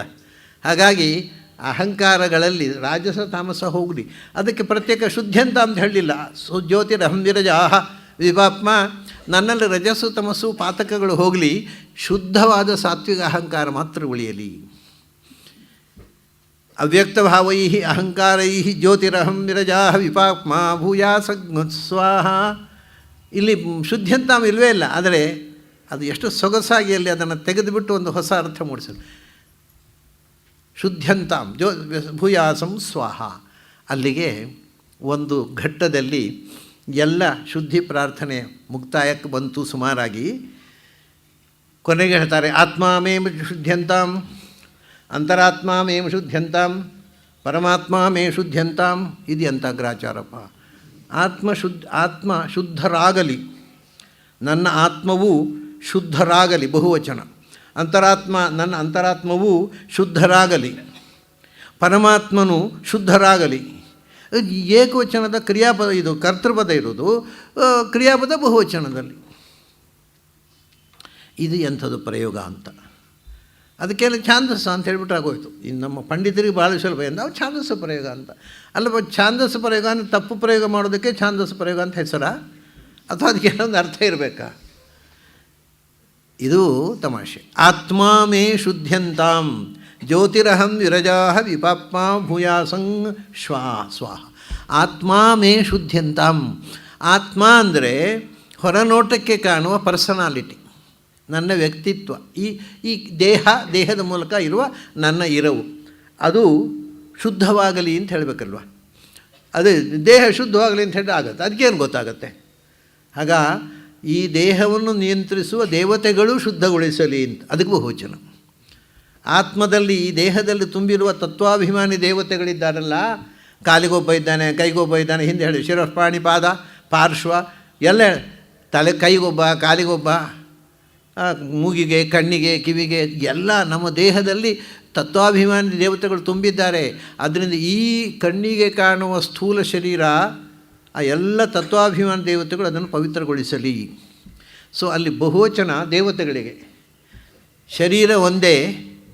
ಆದರೆ ಅದನ್ನು ಇನ್ನೊಂದು ಸಂಗತಿ ಇದೆ, ಬಹಳ ದೊಡ್ಡ ಜ್ಞಾನಿಗಳು ಅದನ್ನೂ ಪ್ರಾರ್ಥನೆ ಮಾಡ್ತಾರೆ. ಆತ್ಮ ಅಂದರೆ ಶರೀರ, ಅದು ಒಂದೇ ಅಲ್ಲ. ಈ ಜನ್ಮದಲ್ಲಿ, ಮುಂದೆಯೂ ಜನ್ಮಕ್ಕೆ ಶರೀರ ಬರಲಿಕ್ಕಿದೆ, ಅದು ಎಲ್ಲವೂ ಪರಿಶುದ್ಧ ಆಗಬೇಕು. ಹೀಗೆ ಬಹುವಚನದಲ್ಲಿ ಅನೇಕ ಭಾವವನ್ನಿಟ್ಟುಕೊಂಡು ಬಹುವಚನ ಆಯಿತು. ಶರೀರ. ಎರಡನೇ ಅಂತರಾತ್ಮ. ಅಂತರಾತ್ಮ ಅಂದರೆ ಮನಸ್ಸು. ಒಳಬಗೆ ಅಂತ ಹೇಳ್ತೇವೆ ನಾವು. ಅದು ಶುದ್ಧವಾಗಲಿ. ಯಾಕೆಂದರೆ ಅಂತರಾತ್ಮ ಉಂಟಲ್ಲ, ಅದು 5 ಥರ ಇದೆ: ಮನಸ್ಸು, ಬುದ್ಧಿ, ಅಹಂಕಾರ, ಚಿತ್ತ, ವಿಚೇತನ ಅಂತ 5 ಬಗೆಯ ಅಂತರಾತ್ಮಗಳಿವೆ. ಅದು ಎಲ್ಲವೂ ಶುದ್ಧವಾಗಬೇಕು ಅನ್ನೋದಕ್ಕೋಸ್ಕರ ಬಹುವಚನ. ಆಮೇಲೆ ಆ 5 ಬಗೆಯ ಅಂತರಾತ್ಮಕ್ಕೆ ಒಳಗಿನಿಂದ ದೇವತಾ ಗಣಗಳೇ ಇದ್ದಾರೆ. ಒಬ್ಬರಿಬ್ಬರಲ್ಲ, ನಮ್ಮ ಅಂತರಾತ್ಮದ ದೇವತೆಗಳಿದ್ದಾರಲ್ಲ. ಉದಾಹರಣೆಗೆ ಮನಸ್ಸಿಗೆ ಎಷ್ಟು ದೇವತೆಗಳಿದ್ದಾರೆ ಗೊತ್ತಾ? ಮನಸ್ಸು ಒಂದಕ್ಕೆ, ಅದು ಒಟ್ಟಿಗೆ ಅಂತರಾತ್ಮಕ್ಕೆ ಅಂತ ಇಟ್ಟುಕೊಳ್ಳಿ. ಒಳಗಿನ ಅಂತಃಕರಣಕ್ಕೆ ಬ್ರಹ್ಮ, ವಾಯು, ಗರುಡ, ಶೇಷ, ರುದ್ರ, ಇಂದ್ರ, ಕಾಮ, ಬೃಹಸ್ಪತಿ, ಅನಿರುದ್ಧ, ಅಗ್ನಿ, ಪರ್ಜನ್ಯ, ಚಂದ್ರ, 10-12 ಮನಸ್ಸಿನ ದೇವತೆಗಳಿವರು. ಆಮೇಲೆ ಗರುಡ, ಶೇಷ, ರುದ್ರರು ಒಳಗಿನ ಅಹಂಕಾರ, ಇವೆಲ್ಲ ಅಂತರಾತ್ಮಗಳು. ಅಂದರೆ ನನ್ನ ಅಂತರಾತ್ಮವನ್ನು, ಒಳಬಗೆಯನ್ನು ಸ್ವಚ್ಛಗೊಳಿಸ್ತಕ್ಕಂಥ ದೇವತೆಗಳು. ಅವರು ಶುದ್ಧಂತಾಂ, ಸ್ವಚ್ಛಗೊಳಿಸಲಿ. ಅದಕ್ಕೋಸ್ಕರ ಬಹುವಚನ. ಕೊನೆಯದು ಅದ್ಭುತ: ಪರಮಾತ್ಮ ಮೇ ಶುದ್ಧಂತಾಂ, ಪರಮಾತ್ಮನೂ ಶುದ್ಧರಾಗಲಿ. ಅಲ್ಲ, ಅವನು ಅಶುದ್ಧ ಆದದ್ದು ಯಾವಾಗ ಶುದ್ಧ ಆಗಲಿಕ್ಕೆ? ಅದಕ್ಕೆ ನಾವು ಹೇಳಿದೆವು, ಶುದ್ಧರಾಗಲಿ ಅಂದರೆ ಶುದ್ಧಗೊಳಿಸಲಿ ಅಂತ ಅರ್ಥ ಅಂತ ನಾವು ಥ್ರೂಔಟ್ ಅರ್ಥ ಮಾಡಿದ್ದೆವು. ಪರಮಾತ್ಮನು ಬಹುವಚನ, ಶುದ್ಧಗೊಳಿಸಲಿ ಅಂದಲ್ಲಿ ಬಹುವಚನ. ಶುದ್ಧಂತಾಂ ಅದೇನು? ಒಬ್ಬ ಪರಮಾತ್ಮನಿಗೆ ಬಹುವಚನ ಯಾಕೆ ಅಂದರೆ ನಮ್ಮ ಈ ದೇಹದ ಒಳಗೆ, ಹೊರಗೆ ಇರತಕ್ಕಂಥ ಭಗವಂತ ಬಿಡಿ, ಈ ದೇಹದ ಒಳಗೆ ಎಷ್ಟು ರೂಪಗಳಿವೆ ಗೊತ್ತಾ ಭಗವಂತನದ್ದು? ಆ ಎಲ್ಲ ಭಗವಂತನ ರೂಪಗಳು ಕೂಡ ಸ್ವಚ್ಛಾಗಿ ನಮ್ಮನ್ನು ಶುದ್ಧಿಯ ಕಡೆ ಕಳೆಯಬೇಕಲ್ಲ. ಏನು ಒಂದು ಹೇಳ್ತೇವೆ, 10 ಇಂದ್ರಿಯಗಳಲ್ಲಿ 10 ರೂಪಗಳು, ಪಂಚವಿಧ ಅಂತಃಕರಣದಲ್ಲಿ ಪಂಚರೂಪ. ಆಮೇಲೆ ನಮ್ಮ ದೇಹದಲ್ಲಿ 360, ಅದು ಹಿಂದೆ ಹೇಳಿದ್ದೆ ನಾನು, ಡಾಕ್ಟ್ರ್ ಹತ್ರ ಕೇಳಬೇಡಿ, ಅವ್ರಲ್ಲಿ ತಪ್ಪು ಲೆಕ್ಕ ಹೇಳ್ತಾರೆ. 360 ಅಸ್ಥಿಗಳು. ಅವ್ರು ಮಾಡರ್ನ್ ಮೆಡಿಕಲ್ ಸೈನ್ಸ್ ಓದಿದವರಿಗೆ ತಪ್ಪು ಲೆಕ್ಕ ಅವರು ಹಾಕಿರ್ತಾರೆ. ಇದನ್ನು ಹೇಳಿದ ಒಳ್ಳೆ ತಪ್ಪು ಅಂತಾರೆ ಅವರು. 360 ಅಸ್ಥಿಗಳು, 360 ಮ್ಯಾರೋಸು, 360 ಸಂಧಿಗಳು. ಈ 1060 18 6 180 1060 1060 ರೂಪಗಳು ಈ ಅಸ್ಥಿ ಮಜ್ಜಾಗಳಲ್ಲಿವೆ. ನಮ್ಮ ದೇಹದೊಳಗೆ ಮುಖ್ಯವಾಗಿ, ಪ್ರಧಾನವಾಗಿ, ಅಂದರೆ ಕಣ್ಣಿಗೆ ಕಾಣುವವಲ್ಲ, ಎನರ್ಜಿ ಫ್ಲೋಸ್ 72,000 ನಾಡಿಗಳಿವೆ. ಅದೇ ನಾನು ನಿನ್ನೆ ಹೇಳಿದೆ ಪಿಂಗಳ ಅಂತ. ಈ ಕಡೆಯಲ್ಲಿ ಇರತಕ್ಕಂಥ ನಾಡಿಗಳಿಗೆಲ್ಲ ಇಡಾ ನಾಡಿಗಳು ಅಂತ ಹೆಸರು. 36,000 ಇಡಾ ನಾಡಿಗಳು. ಈ ಕಡೆ ಇರುವಂಥ 36,000 ಪಿಂಗಳ ನಾಡಿಗಳು. ಮಧ್ಯದಲ್ಲಿರುವಂಥದ್ದು ಊರ್ಧ್ವಮುಖವಾಗಿರುವಂಥದ್ದು ಎಲ್ಲ ನಾಡಿಗಳು ಸುಷುಮ್ನಾ ನಾಡಿಗಳು. ಅವು ಅಲ್ಲಿ 72,000 ರೂಪಗಳಿಂದ ಭಗವಂತ ಇದ್ದಾನೆ. 101 ಪ್ರಧಾನ ನಾಡಿಗಳಲ್ಲಿ 101 ರೂಪದಿಂದ ಇದ್ದಾನೆ. ಅಂದರೆ ಲೆಕ್ಕ ತೆಗೆದರೆ ಲಕ್ಷಾಂತರ ರೂಪಗಳು ಒಂದು ದೇಹದಲ್ಲಿ ಭಗವಂತನ ರೂಪಗಳು. ಅದೆಲ್ಲವೂ ಶುದ್ಧ, ನಮ್ಮನ್ನು ಶುದ್ಧಿಯ ಕಡೆ ಕೊಂಡೊಯ್ಯಬೇಕು. ಅದಕ್ಕೆ ಪರಮಾತ್ಮ ಮೇ ಶುದ್ಧಂತಾಂ. ಕೆಲವರು ಬಹಳ ಬುದ್ಧಿವಂತಿಕೆ ವ್ಯಾಖ್ಯಾನಕಾರರಿದ್ದಾರೆ. ಪರಮಾತ್ಮ ನಮ್ಮ ಆತ್ಮ ಅಂದರೆ ಶರೀರ ಅಂತೆ, ಅಂತರಾತ್ಮ ಮನಸ್ಸು, ಪರಮಾತ್ಮ ಅಂದರೆ ಜೀವಾತ್ಮ. ಅರೆ ಮತ್ತೆ ಅದು ಜೀವಾತ್ಮ ಅಂತ ಹೇಳೋದು. ಇದು ಕೆಲವರು ಹೀಗೆ ವ್ಯಾಖ್ಯಾನ ಬರೆದಿದ್ದಾರೆ. ಅದು ಹೊಂದಿಕೆ ಆಗೋಲ್ಲ, ಕಾಂಟೆಕ್ಸ್ಟಿಗೆ ಹೊಂದಿಕೆ ಆಗೋಲ್ಲ. ಅದನ್ನ ಪರಮಾತ್ಮ ಮೇ ಶುದ್ಧಂತಾಂ ಅಂದರೆ ಭಗವಂತನ ಅನಂತ ರೂಪಗಳು ನಿರಂತರ ನನ್ನನ್ನು ಶುದ್ಧಿಯ ಕಡೆಗೆ ಕೊಂಡೊಯ್ಯಲಿ. ತೇನ ಜ್ಯೋತಿರಹಂ, ಇದೆಲ್ಲಕ್ಕೂ ಜ್ಯೋತಿರಹಂ ವಿರಜಾ ವಿಪಾಪ್ಮ ಭೂಯಾಸಂ ಸ್ವಾಹ, ನಾನು ಪರಿಶುದ್ಧನಾಗ್ತೇನೆ. ಇಷ್ಟಾದ ಮೇಲೆ ಒಂದು ಪ್ರಾರ್ಥನೆಯ ಜೊತೆಗೆ ಕ್ಷುಧೇ ಸ್ವಾಹ, ಕ್ಷುತ್ ಪಿಪಾಸ ಯಸ್ವಾಹ, ವಿವಿಟ್ಯೈ ಸ್ವಾಹ, ಋಗ್ವಿಧಾನಾಯ ಸ್ವಾಹ, ಕಷೋತ್ಕಾಯ ಸ್ವಾಹ. ಇದು ರಹಸ್ಯ ಮಂತ್ರಗಳು. ಕ್ಷುಧೇ ಸ್ವಾಹ, ನಮ್ಮ ಹಸಿವನ್ನು ನಿಯಂತ್ರಿಸುವ ದೇವತೆಗೆ ಆಹುತಿ ಕೊಡ್ತಾ ಇದ್ದೇನೆ. ಹಸಿವನ್ನು ನಿಯಂತ್ರಿಸುವ ಅಥವಾ ಹಸಿವನ್ನು ಕೊಡುವ ದೇವತೆ ಯಾರು ಅಂದರೆ ಅದನ್ನು ಗಮನಿಸಿ. ಅಲ್ಲಿ ಕ್ಷುಧೇ ಸ್ತ್ರೀಲಿಂಗ ಇದೆ. ಸ್ತ್ರೀಲಿಂಗ ಇದೆ ಅಂದರೆ ಅದು ಸ್ತ್ರೀ ದೇವತೆಯನ್ನು ಹೇಳುತ್ತೆ. ಸಾಮಾನ್ಯವಾಗಿ ಯಾವಾಗಲೂ ಮಂತ್ರಗಳಲ್ಲಿ ಸ್ತ್ರೀಲಿಂಗ ಬಂದರೆ ಅದು ಸ್ತ್ರೀ ದೇವತಾ ರೂಪವನ್ನು ಸ್ತ್ರೀ ರೂಪವನ್ನು ಹೇಳುತ್ತೆ. ಪುಲ್ಲಿಂಗ ಬಂದರೆ ಪುರುಷ ರೂಪವನ್ನು ಹೇಳುತ್ತೆ. ನಪುಂಸಕಲಿಂಗ ಬಂದರೆ ಉಭಯವಿಧ ರೂಪವನ್ನು ಹೇಳುತ್ತೆ. ಇಲ್ಲಿ ಕ್ಷುತ್ ಅನ್ನುವುದು ಹಸಿವು, ಆದರೆ ಅದು ಸ್ತ್ರೀಲಿಂಗದಲ್ಲಿ ಇದೆ ಶಬ್ದ. ಆದ್ದರಿಂದ ಯಾವಾಗಲೂ ನಮ್ಮ ಹಸಿವು ಅಂದರೆ ಹಸಿವು ನಿವಾರಿಸ್ತಕ್ಕಂಥ ಶಕ್ತಿ ಅಂತ ಅರ್ಥ. ಯಾರದು? ತಾಯಿ ಅಲ್ವಾ? ಆದ್ದರಿಂದ ನಮ್ಮ ಹಸಿವು ಉಂಟಾಗುವಂತೆ ಮಾಡುವವಳು ತಾಯಿ, ಹಸಿವನ್ನು ಪರಿಹರಿಸುವವಳು ತಾಯಿ. ಅದರಿಂದ ನಮ್ಮ ಹಸಿವನ್ನು ನಿಯಂತ್ರಿಸ್ತಕ್ಕಂಥ ತಾಯಿ ಲಕ್ಷ್ಮೀದೇವಿಗೆ ಇದು ಆಹುತಿ. ಅದರ ನಂತರ ಕ್ಷುತ್ ಪಿಪಾಸ ಯಸ್ವಾಹ. ಪಿಪಾಸ ಶಬ್ದ ಸ್ತ್ರೀಲಿಂಗ, ಅದರಲ್ಲಿ ಪುಲ್ಲಿಂಗದಲ್ಲಿ ಬಂದಿದೆ. ಅಂದರೆ ಕ್ಷುತು ಮತ್ತು ಪಿಪಾಸ ಅಂದರೆ ಹಸಿವು ಮತ್ತು ಬಾಯಾರಿಕೆ, ಅದನ್ನು ಯಾರು ನಿಯಂತ್ರಿಸುತ್ತಾನೋ ಅವನು ಕ್ಷುತ್ ಪಿಪಾಸಃ. ಕ್ಷುತ್ ಪಿಪಾಸಾಚ ಏನ ಸಹ ಕ್ಷುತ್ ಪಿಪಾಸಃ. ನಮ್ಮ ಹಸಿವು ಬಾಯಾರಿಕೆಯನ್ನು ನಿಯಂತ್ರಿಸುವ ದೇವರು ಅಂತ. ಅದು ಐತರೇಯ ಉಪನಿಷತ್ನಲ್ಲಿ ಹೇಳಿದ್ದಾರೆ. ಅಶನಾಯ ಪಿಪಾಸ ಪ್ರಾಣದೇವರು ಅಂತ. ಹಸಿವು ಬಾಯಾರಿಕೆಯನ್ನು ನಿಯಂತ್ರಿಸುವ ತತ್ವ ಪ್ರಾಣತತ್ವ. ಪ್ರಾಣದೇವರ ಒಳಗಿಲಿದ್ದರೆ ಹಸಿವು ಆಗುವುದಿಲ್ಲ, ಬಾಯಾರಿಕೆ ಆಗೋದಿಲ್ಲ. ಆದ್ದರಿಂದ ಮೊದಲು ಲಕ್ಷ್ಮಿ, ಅದರ ನಂತರ ಕ್ಷುತ್ ಪಿಪಾಸ, ನಮ್ಮ ಹಸಿವು ಬಾಯಾರಿಕೆ ನಿಯಂತ್ರಿತಕ್ಕಂಥ ಪ್ರಾಣತತ್ವಕ್ಕೆ ಈ ಆಹುತಿ ಕೊಡ್ತಾ ಇದ್ದೇನೆ ತುಪ್ಪದ್ದು. ಯಾಕೆಂದರೆ ಪ್ರಾಣದೇವರು ನನ್ನನ್ನು ಶುದ್ಧಗೊಳಿಸಲಿ. ಆಮೇಲೆ ವಿವಿಟ್ಯೈ ಸ್ವಾಹ. ಈ ವಿವಿಟ್ಯೈ ಅಂದರೆ ಏನಪ್ಪ? ನೀವು ಯಾವ ಡಿಕ್ಷನರಿ ನೋಡಿದರೂ ಇದಕ್ಕೆ ಅರ್ಥ ಇಲ್ಲ. ವ್ಯಾಖ್ಯಾನಕಾರರು ಏನು ಮಾಡಿದರು? ಇದಕ್ಕೆ ಅರ್ಥ ಮಾಡಲಿಕ್ಕೆ ಬರುವುದಿಲ್ಲ. ಆದ್ದರಿಂದ ಇದಕ್ಕೆ ಹತ್ತಿರದ ಯಾವುದೋ ಒಂದು ಶಬ್ದ ಇಟ್ಟುಕೊಂಡು ಅದನ್ನು ಛಾಂದಸ ಅಂತ ಮಾಡುವ ಕಡೆ ಏನು ಮಾಡೋದು? ವಿ ಟಿ ಏನು ವಿ ಟಿ ಏನು ಅರ್ಥ ಮಾಡಲಿಕ್ಕೆ ಬರುವುದಿಲ್ಲ. ಹಾಗಾದರೆ ಏನು ಮಾಡುವ ಅಂದರು. ಕಡೆಗೆ ಅವನು ಯೋಚನೆ ಮಾಡಿದರು. ವಿಷ್ಟಿಹಿ ಅಂತ ಶಬ್ದ ಮಾಡಿದರು. ಅದು ವಿಷ್ಟಿಹಿ ಅನ್ನೋದು ಶಕಾರ ಹೋಗಿ ಟಕಾರ ಬಂದು ವಿಟ್ಟಿಹಿ ಆಯಿತು. ಅದರ ಚತುರ್ಥಿ ವಿಟ್ಯೈ ಆಯಿತು. ವಿವಿಟ್ಟಿಹಿ ಏನು ಶಬ್ದ ಅವ್ರದ್ದು. ಇದು ಮತ್ತು ಸ್ತ್ರೀಲಿಂಗ. ವಿವಿಟ್ಟಿಹಿ ಅಂದರೆ ಏನು ಅಂದರೆ ವಿಷ್ಟಿಹಿ. ವಿಷ್ಟಿಹಿ ಅಂದರೆ ಪ್ರವೇಶಿಸುವುದು. ವಿವಿಷ್ಟಿಹಿ ಅಂದರೆ ಎಲ್ಲ ಕಡೆಯೂ ವ್ಯಾಪಿಸಿರುವ, ಎಲ್ಲದರೊಳಗೂ ತುಂಬಿರತಕ್ಕಂಥ ದೇವತೆಗೆ ನಮಸ್ಕಾರ. ಅವರು ವಿವಿಷ್ಟ್ಯೈ, ವಿಷ್ಟಿ ಹೋಗಿ ವಿಟ್ಟಿ ಆಯಿತು ಅಂತ ಒಂದು ಅರ್ಥ ಆಯಿತು. ಅವರು ಹೇಳಿದರು ಹೀಗೆ. ಆದರೆ ನನ್ನ ಸಮಸ್ಯೆ ಏನು ಅಂದರೆ ಅವರು ಟಕಾರ ಯಾಕೆ ಹಾಕಿದರು ಅಂತ ಶಕಾರ ತೆಗೆದು ವಿವಿಷ್ಟಿ ಅಂತಲೇ ಹಾಕ್ಬೋದಿತ್ತಲ್ಲ. ವಿವಿಷ್ಟ್ಯೈ ಸ್ವಾಹ ಅಂತ ಹೇಳ್ಬೋದಿತ್ತಲ್ಲ. ವಿವಿಟ್ಯೈ ಸ್ವಾಹ ಅಂತ ಹೇಳಿದ್ದಾರೆ. ಅದಕ್ಕೇನೊಂದು ಉದ್ದೇಶ ಇರಬೇಕಲ್ಲ. ಒಂದು ಉದ್ದೇಶ ಇದೆ. ಯಾವುದೇ ಒಂದು ಶಬ್ದದ ರೂಪಾಂತರ ಮಾಡಬೇಕಾಗಿದ್ದರೆ ಅದಕ್ಕೆ ಒಂದು ಬೇರೆ ಅರ್ಥವನ್ನು ಕೊಡತಕ್ಕಂಥ ಶಕ್ತಿ ಇರಬೇಕು. ವಿವಿಟ್ಟಿ ಅಂದರೆ ಎಲ್ಲ ಕಡೆ ತುಂಬಿರುವಂಥ ತಾಯಿ, ಮಾತೃಶಕ್ತಿ, ಪ್ರಕೃತಿ, ಲಕ್ಷ್ಮಿ ಆಯಿತು. ಆದರೆ ಅಷ್ಟೇ ಅಲ್ಲ, ಎಲ್ಲ ಕಡೆ ತುಂಬಿರುವ ಲಕ್ಷ್ಮಿ, ಅವಳೊಳಗೆ ತುಂಬಿರತಕ್ಕ ಸ್ತ್ರೀ ರೂಪನಾದ ಭಗವಂತ, ಅದೆಲ್ಲ ಆಯಿತು. ಆದರೆ ಒಂದು ಸುಂದರವಾದ ಅರ್ಥವನ್ನು ಮರೆತು ಬಿಟ್ಟಿದ್ದಾರೆ ವ್ಯಾಖ್ಯಾನಕಾರರು. ಒಂದು ಶಬ್ದ ಏನು ಅಂದರೆ ವಿಟ ಅನ್ನುವ ಶಬ್ದಕ್ಕೆ ನಮಗೆ ಗೊತ್ತಿರೋದು ವಿಟ ಅಂದರೆ ಏನು ಕೆಟ್ಟ ಅರ್ಥ, ದಲ್ಲಾಳಿಗಳು ಅಂತ. ವಿಟ ಅಂದರೆ ತಲೆ ಹಿಡುಕರು, ದಲ್ಲಾಳಿಗಳು ಅನ್ನೋ ಅರ್ಥ. ಆದರೆ ಸಂಸ್ಕೃತದಲ್ಲಿ ವಿಟ ಶಬ್ದಕ್ಕೆ ಧಾತುವಿಗೆ ವೇಟತಿ ಅಂದರೆ ವಿಟ ಶಬ್ದೇ ಅಂತ. ಅದರಿಂದ ವೇಟತೀತಿ ವಿವಿಟಿ, ವಿವಿಟಿ ಅಲ್ಲ ವಿವಿಟಿಹಿ ಅಂದರೆ ವಿಶಿಷ್ಟವಾದ ಸ್ತುತಿ ಮಾಡುವವಳು. ಏನು ವಿಶಿಷ್ಟ ಸ್ತುತಿ? ಪ್ರಳಯ ಕಾಲದಲ್ಲಿಯೂ ಕೂಡ ಭಗವಂತನನ್ನು ಸ್ತುತಿ ಮಾಡುವವಳು ವಿವಿಟಿ. ಅದು ಚತುರ್ಥಿ ಆಗುವಾಗ ಅದು ಹೇಗೆ ಮತ್ಯೈ ಅನ್ನುವಾಗ ಟಕಾರಗದಿತ್ತು ಬರ್ತದೆ, ಹಾಗೆ ವಿವಿಟ್ಯೈ ಅನ್ನುವಾಗ ಟಕಾರಗದಿತ್ತು ಬರ್ತದೆ ಸಹಜ.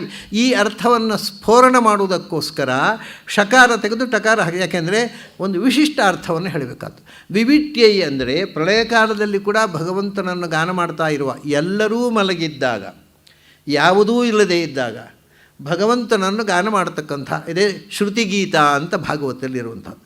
ಭಗವಂತನನ್ನು ವೇದಮಂತ್ರಗಳಿಂದ ನಿರಂತರ ಸ್ತೋತ್ರ ಮಾಡುವ ತಾಯಿ ಲಕ್ಷ್ಮಿಗೆ ನಮಸ್ಕಾರ.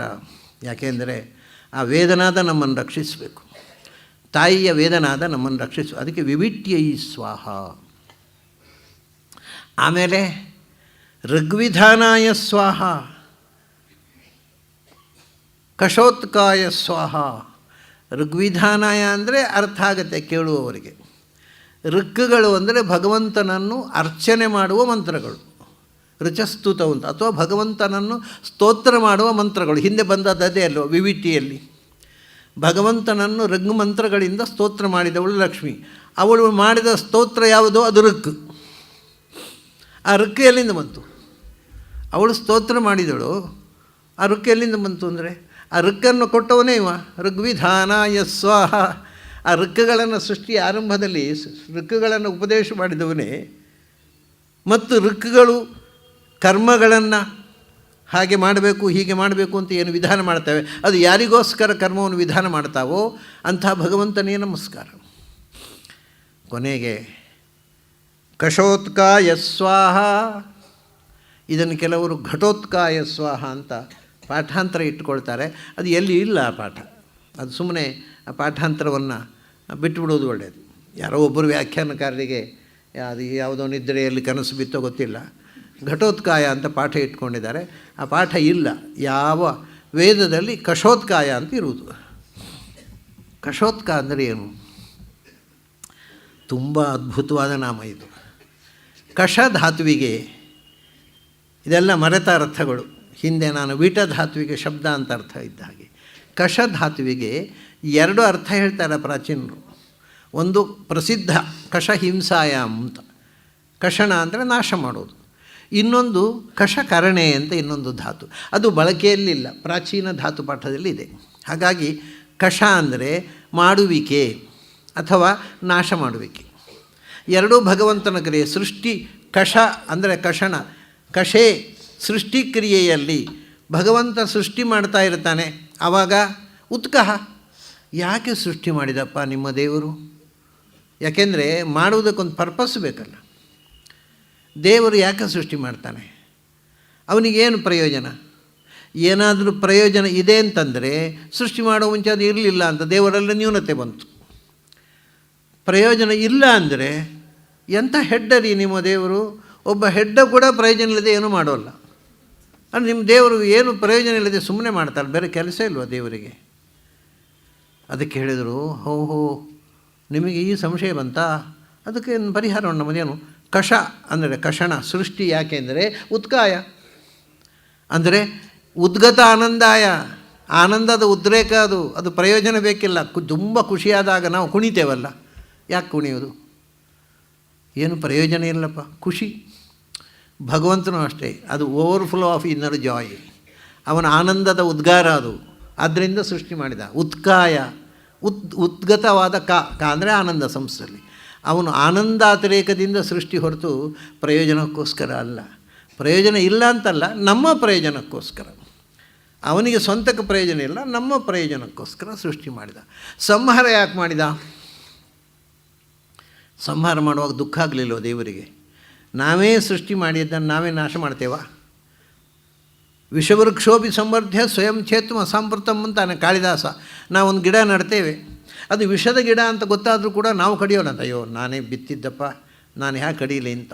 ಅದು ವಿಷದ ವೃಕ್ಷ ಅಂತ ಗೊತ್ತಾದರೂ ಕಡೀಲಿಕ್ಕೆ ಮನಸ್ಸು ಬರೋಲ್ಲ, ಯಾಕಂದ್ರೆ ನಾವು ನಮ್ಮ ಮಗು ಅಂತ. ಈ ನಮ್ಮ ಮಗು ಅನ್ನೋದು ಎಂಥ ಕೆಟ್ಟ ಹುಡುಗರೇ ಆಗಲಿ ನನ್ನ ಮಗ ಅಂತ ಡಿಫೆಂಡ್ ಮಾಡಲಿಕ್ಕೆ ಹೋಗ್ತೀವಿ ನಾವು. ಹಾಗಿರುವಾಗ ಇಡೀ ಜಗತ್ತು ದೇವರ ಮಕ್ಕಳು, ದೇವರ ಸೃಷ್ಟಿ ಮಾಡಿದ್ದು. ಅವನಿಗೆ ದುಃಖ ಆಗಲಿಲ್ವಾ ಸಂಹಾರ ಮಾಡುವಾಗ? ಹೇಗೆ ಸಂಹಾರ ಮಾಡ್ತಾನೆ? ಇಲ್ಲಪ್ಪ, ಸಂಹಾರ ಮಾಡುವಾಗಲೂ ಉತ್ಕಾಯ ಆನಂದ ಸ್ವರೂಪಾಯ ಅಂತ. ಸಂಹಾರವೂ ಆನಂದ ಸ್ವರೂಪ, ಸೃಷ್ಟಿಯೂ ಆನಂದ ಸ್ವರೂಪ. ಅದರಿಂದ ಸೃಷ್ಟಿ ಮಾಡುವಾಗಲೂ ಆನಂದ ಅತಿರೇಕದಿಂದ ಸೃಷ್ಟಿ ಮಾಡಿದ. ಯಾಕೆ ಅಂದರೆ ಸಂಹಾರ ಮಾಡುವಾಗ ದುಃಖ ಯಾಕಾಗುತ್ತೆ ನಮಗೆ? ನಮಗೆ ದುಃಖ ಯಾಕೆ ಅಂದರೆ ಸಾವು ಅಂದರೆ ಏನೋ ಒಂದು ದುರಂತ ಅನ್ನುವ ಕಲ್ಪನೆ ನಮಗೆ. ಸಾಯುವುದು ಅಂದರೆ ಏನೋ ಒಂದು ಕೆಟ್ಟ ಸಂಗತಿ. ಯಾಕೆಂದರೆ ಬದುಕಬೇಕು ಅನ್ನೋ ಆಸೆ ಇದೆ, ಅದರಿಂದ ಸಾಯುವುದು ಕೆಟ್ಟದ್ದು. ಅದು ಒಂದೇ ಅಲ್ಲ, ಸತ್ತ ಮೇಲೆ ಏನಾಗುತ್ತೆ ಗೊತ್ತಿಲ್ಲ, ಅದರಿಂದ ದುಃಖ. ಸತ್ತ ಮೇಲೆ ಏನೋ ಏನು ಯಮದೂತರು ಬಂದು ಎಳ್ಕೊಂಡು ಹೋಗ್ತಾರೋ, ಏನು ಮಾಡ್ತಾರೋ, ಏನು ಬಾಣ ಎಲ್ಲ ಹಾಕಿ ಹುರಿತಾರೋ, ಏನು ಕರ್ಮವೋ, ಅದಕ್ಕಿಂತ ಇರೋದು ವಾಸಿ ಅಲ್ವ? ಎಷ್ಟೇ ದುಃಖ ಇರಲಿ, ಇಲ್ಲಿ ಮನೆಯವರು ಬಾಣಲೆಯಲ್ಲಿ ಹಾಕಿ ಹುರಿಯೋಲ್ಲ, ಪರವಾಗಿಲ್ಲ, ಅದು ಇದ್ದಲ್ಲಿ ವಾಸಿ ಅಂತ ಇಲ್ಲೇ ಇರಬೇಕು ಅಂತ ಬಯಸ್ತಾರೆ ನಮಗೆ. ಇದಕ್ಕೆ ಕಾರಣ ಏನು ಅಂದರೆ ಸತ್ತ ಮೇಲೆ ಏನು ಅಂತ ಗೊತ್ತಿಲ್ಲದ ಭಯ ಸಾವಿಗೆ ದುಃಖಕ್ಕೆ ಕಾರಣ ಹೊರತು ಸಾವಲ್ಲ. ಆಮೇಲೆ ಇನ್ನೊಂದೇನು ಅಂದರೆ ನಾವು ಸಾಯ್ತೇವೆ ಅನ್ನೋ ಭ್ರಮೆ ಸಾವು ದುಃಖಕ್ಕೆ ಕಾರಣ. ಸಾಯೋದಿಲ್ಲ ಅಂತ ಗೊತ್ತಾದ್ರೆ ದುಃಖ ಹೇಗಿರೋದು? ಕೃಷ್ಣ ಅದನ್ನು ಹೇಳೋದಲ್ವ, ನಾಯಂ ಹಂತಿನ ಹನ್ಯತೆ. ಸಾವು ಅಂತ ಒಂದು ಸಂಗತಿಯೇ ಇಲ್ಲಪ್ಪ. ಮತ್ತೇನು? ದೇಹದ ಬದಲಾವಣೆ ಅಷ್ಟೇ, ಬರೇ ಬದಲಾವಣೆ, ಸಾಯುವುದಲ್ಲ.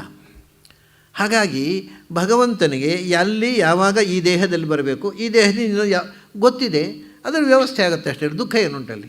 ಸೊ ಒಂದು ಬಸ್ಸಿನಿಂದ ಇಳಿದು ಇನ್ನೊಂದು ಬಸ್ಸು ಹತ್ತಿದ ಹಾಗೆ ಅವು ಅಳ್ತೇವ, ಅಯ್ಯೋ ಈ ಬಸ್ಸಿನಿಂದ ಇಳಿದು ಬಿಟ್ಟೆವಲ್ಲ, ಆ ಬಸ್ಸಿಗೆ ಹತ್ತಬೇಕಲ್ಲ, ಏನು ಆ ಬಸ್ಸಿಗೆ ಹತ್ತಿದರೆ ನಮ್ಮ ಪ್ರಯಾಣ ಅಷ್ಟೇ. ಈ ಫ್ಯಾಕ್ಟ್ ಗೊತ್ತಿದ್ದಾಗ ಸಾವು ಅಳುವುದಕ್ಕೆ ಕಾರಣ ಆಗೋದಿಲ್ಲ. ನಮಗೆ ಅದರ ಮುಂದೆ ಏನು ಹಿಂದೆ ಏನು ಗೊತ್ತಿರದೇ ಇರುವುದರಿಂದ ಅದು ದುಃಖಕ್ಕೆ ಕಾರಣ ಆಗುತ್ತೆ. ನನಗೊಬ್ಬರು ಅವಧೂತರು ಒಂದು ಮಾತು ಹೇಳಿದರು, ಹಿಂದೆ ಹೇಳಿದ್ದೆ ನಾನು. ಒಂದು ಪುಸ್ತಕ ಬರೆದಿದ್ದಾರೆ ರಾಮಕೃಷ್ಣಾಶ್ರಮದ ಯತಿಗಳೊಬ್ಬರು, ಬದುಕಲು ಕಲಿಯಿರಿ ಅಂತ. ನನಗೆ ತೀರ ಪರಿಚಿತರವರು. ನಾನು ಬದುಕಲು ಕಲಿಯಿರಿ ಅಂತ ಪುಸ್ತಕ, ಬಹಳ ಜನಪ್ರಿಯ ಪುಸ್ತಕ ಅದು. ಈ ಅವಧೂತರು ನನ್ನ ಹತ್ರ ಬಂದರು, ಆಚಾರ್ಯರೇ ನೀವೊಂದು ಕೆಲಸ ಮಾಡಿ, ಏನು ಈ ಬದುಕಲು ಕಲಿಯಿರಿ ಅಂತ ಕೆಲವರು ಬರೀತಾರೆ, ಯಾಕೆ ಬರಿಬೇಕು? ಅದೇನು ಬದುಕ್ತಾನವ, ಕಲಿಬೇಕಾಗಿಲ್ಲ. ಸಾಯೋ ತನಕ ಬದುಕ್ತಾನೆ, ಅದಕ್ಕೇನು ಕಲೀಲಿಕ್ಕಿಲ್ಲ. ಆದರೆ ಸಾಯಲು ಕಲಿಯಿರಿ ಅಂತ ಒಂದು ಪುಸ್ತಕ ಬೇಕು.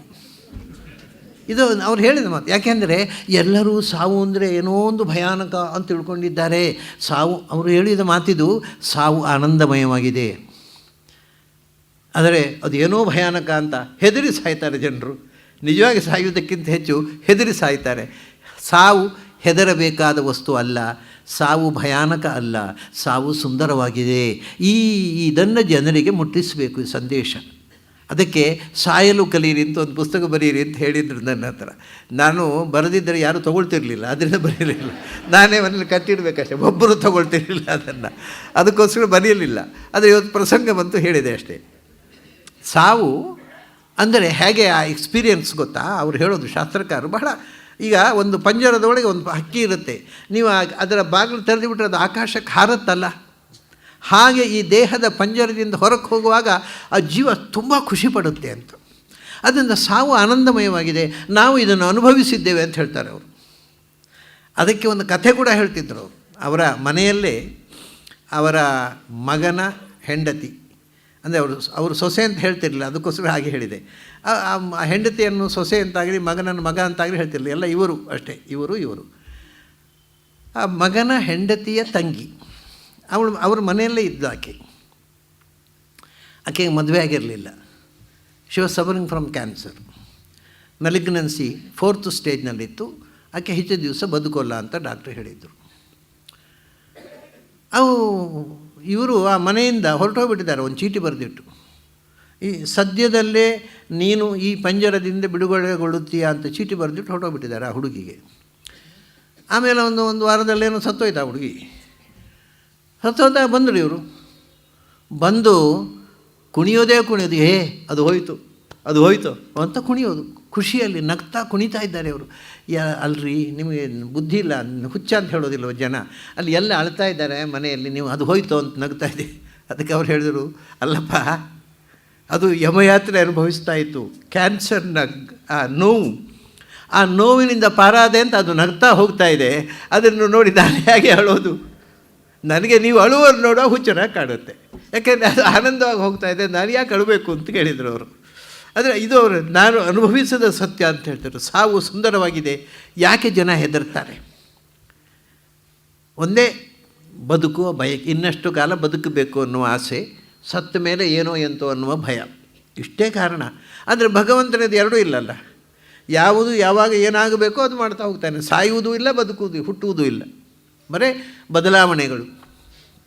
ಹಾಗಾಗಿ ಭಗವಂತನ ಕಷಣ ಅಂದರೆ ಸಂಹಾರ ಉಂಟಲ್ಲ, ಅದು ಕೂಡ ಉತ್ಕ, ಆನಂದಮಯ.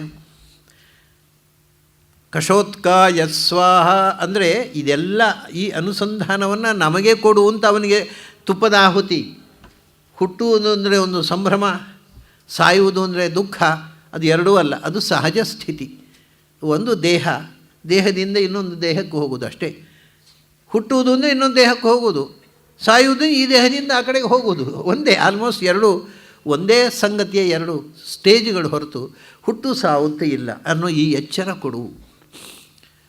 ಹೀಗೆ ಪ್ರಾರ್ಥನೆ ಮಾಡ್ತಾ ಮುಂದೆ ಒಂದು ವಿಶಿಷ್ಟವಾದಂಥ ಏನು ಮುಂದಿನ ಮಂತ್ರ ಅದು, ಕ್ಷುತ್ಪಿಪಾಸ ಮಲಂ ಜ್ಯೇಷ್ಠಾಂ ಅಲಕ್ಷ್ಮೀ ನಾಶಯಾಮ್ಯಹಂ ಅಭೂತಿಂ ಅಸಮರ್ಥಿಂಚ ಸರ್ವಾಂ ನಿರ್ಣದೆ ಮೇ ಗೃಹ ಮೇ ಪಾಪಭ್ಯ ಸ್ವಾಹ. ಆಮೇಲೆ ಕೊನೆಗೆ ಒಂದು ಮಂತ್ರ ಇದೆ, ಇದು ಪಂಚಕೋಶಗಳ ನಿವೃತ್ತಿ. ಇದು ಬಹಳ ತಮಾಷೆ ಇದೆ. ಅನ್ನಮಯ ಪ್ರಾಣಮಯ ಮನೋಮಯ ವಿಜ್ಞಾನಮಯಂ ಆನಂದಮಯಂ ಆತ್ಮ ಮೇ ಶುದ್ಧ್ಯಂತಾಂ. ಇದೇನು ಕಥೆ? ಅನ್ನಮಯ ಕೋಶ, ಅನ್ನಮಯ ಪ್ರಾಣಮಯ ವಿಜ್ಞಾನಮಯ ಮನೋಮಯ ಆನಂದಮಯ ಆಗಬೇಕು. ಅನ್ನಮಯ ಪ್ರಾಣಮಯ ಮನೋಮಯ ವಿಜ್ಞಾನಮಯಂ ಆನಂದಮಯಂ ಆತ್ಮ ಮೇ ಶುದ್ಧ್ಯಂತಾಂ. ಇದು ಯಾವ ಸಂಸ್ಕೃತಪ್ಪ?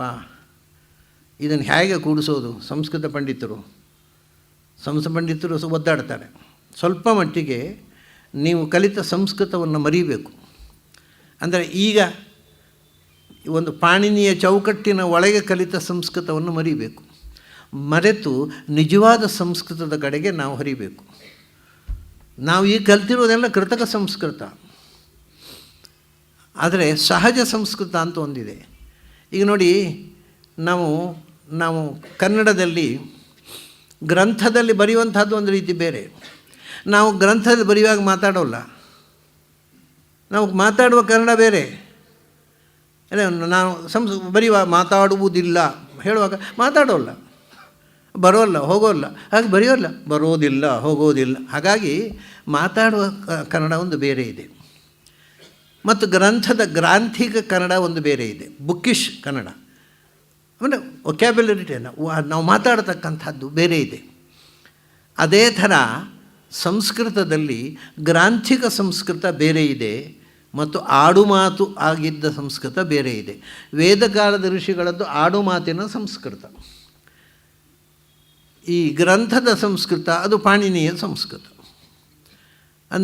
ನೀವು ಆಡುಮಾತಿಗೆ ಪಾಣಿನಿಯ ಗ್ರಾಮರ್ ಹಿಡ್ಕೊಂಡು ಹೋದರೆ ಅದಕ್ಕೆ ಟ್ಯಾಲಿ ಆಗೋದಿಲ್ಲ. ನಮ್ಮ ಪಂಡಿತರಿಗೆ ಪಾಣಿನಿಯನ್ನು ಬಿಟ್ಟು ಯೋಚಿಸಲಿಕ್ಕೇ ಬರೋಲ್ಲ.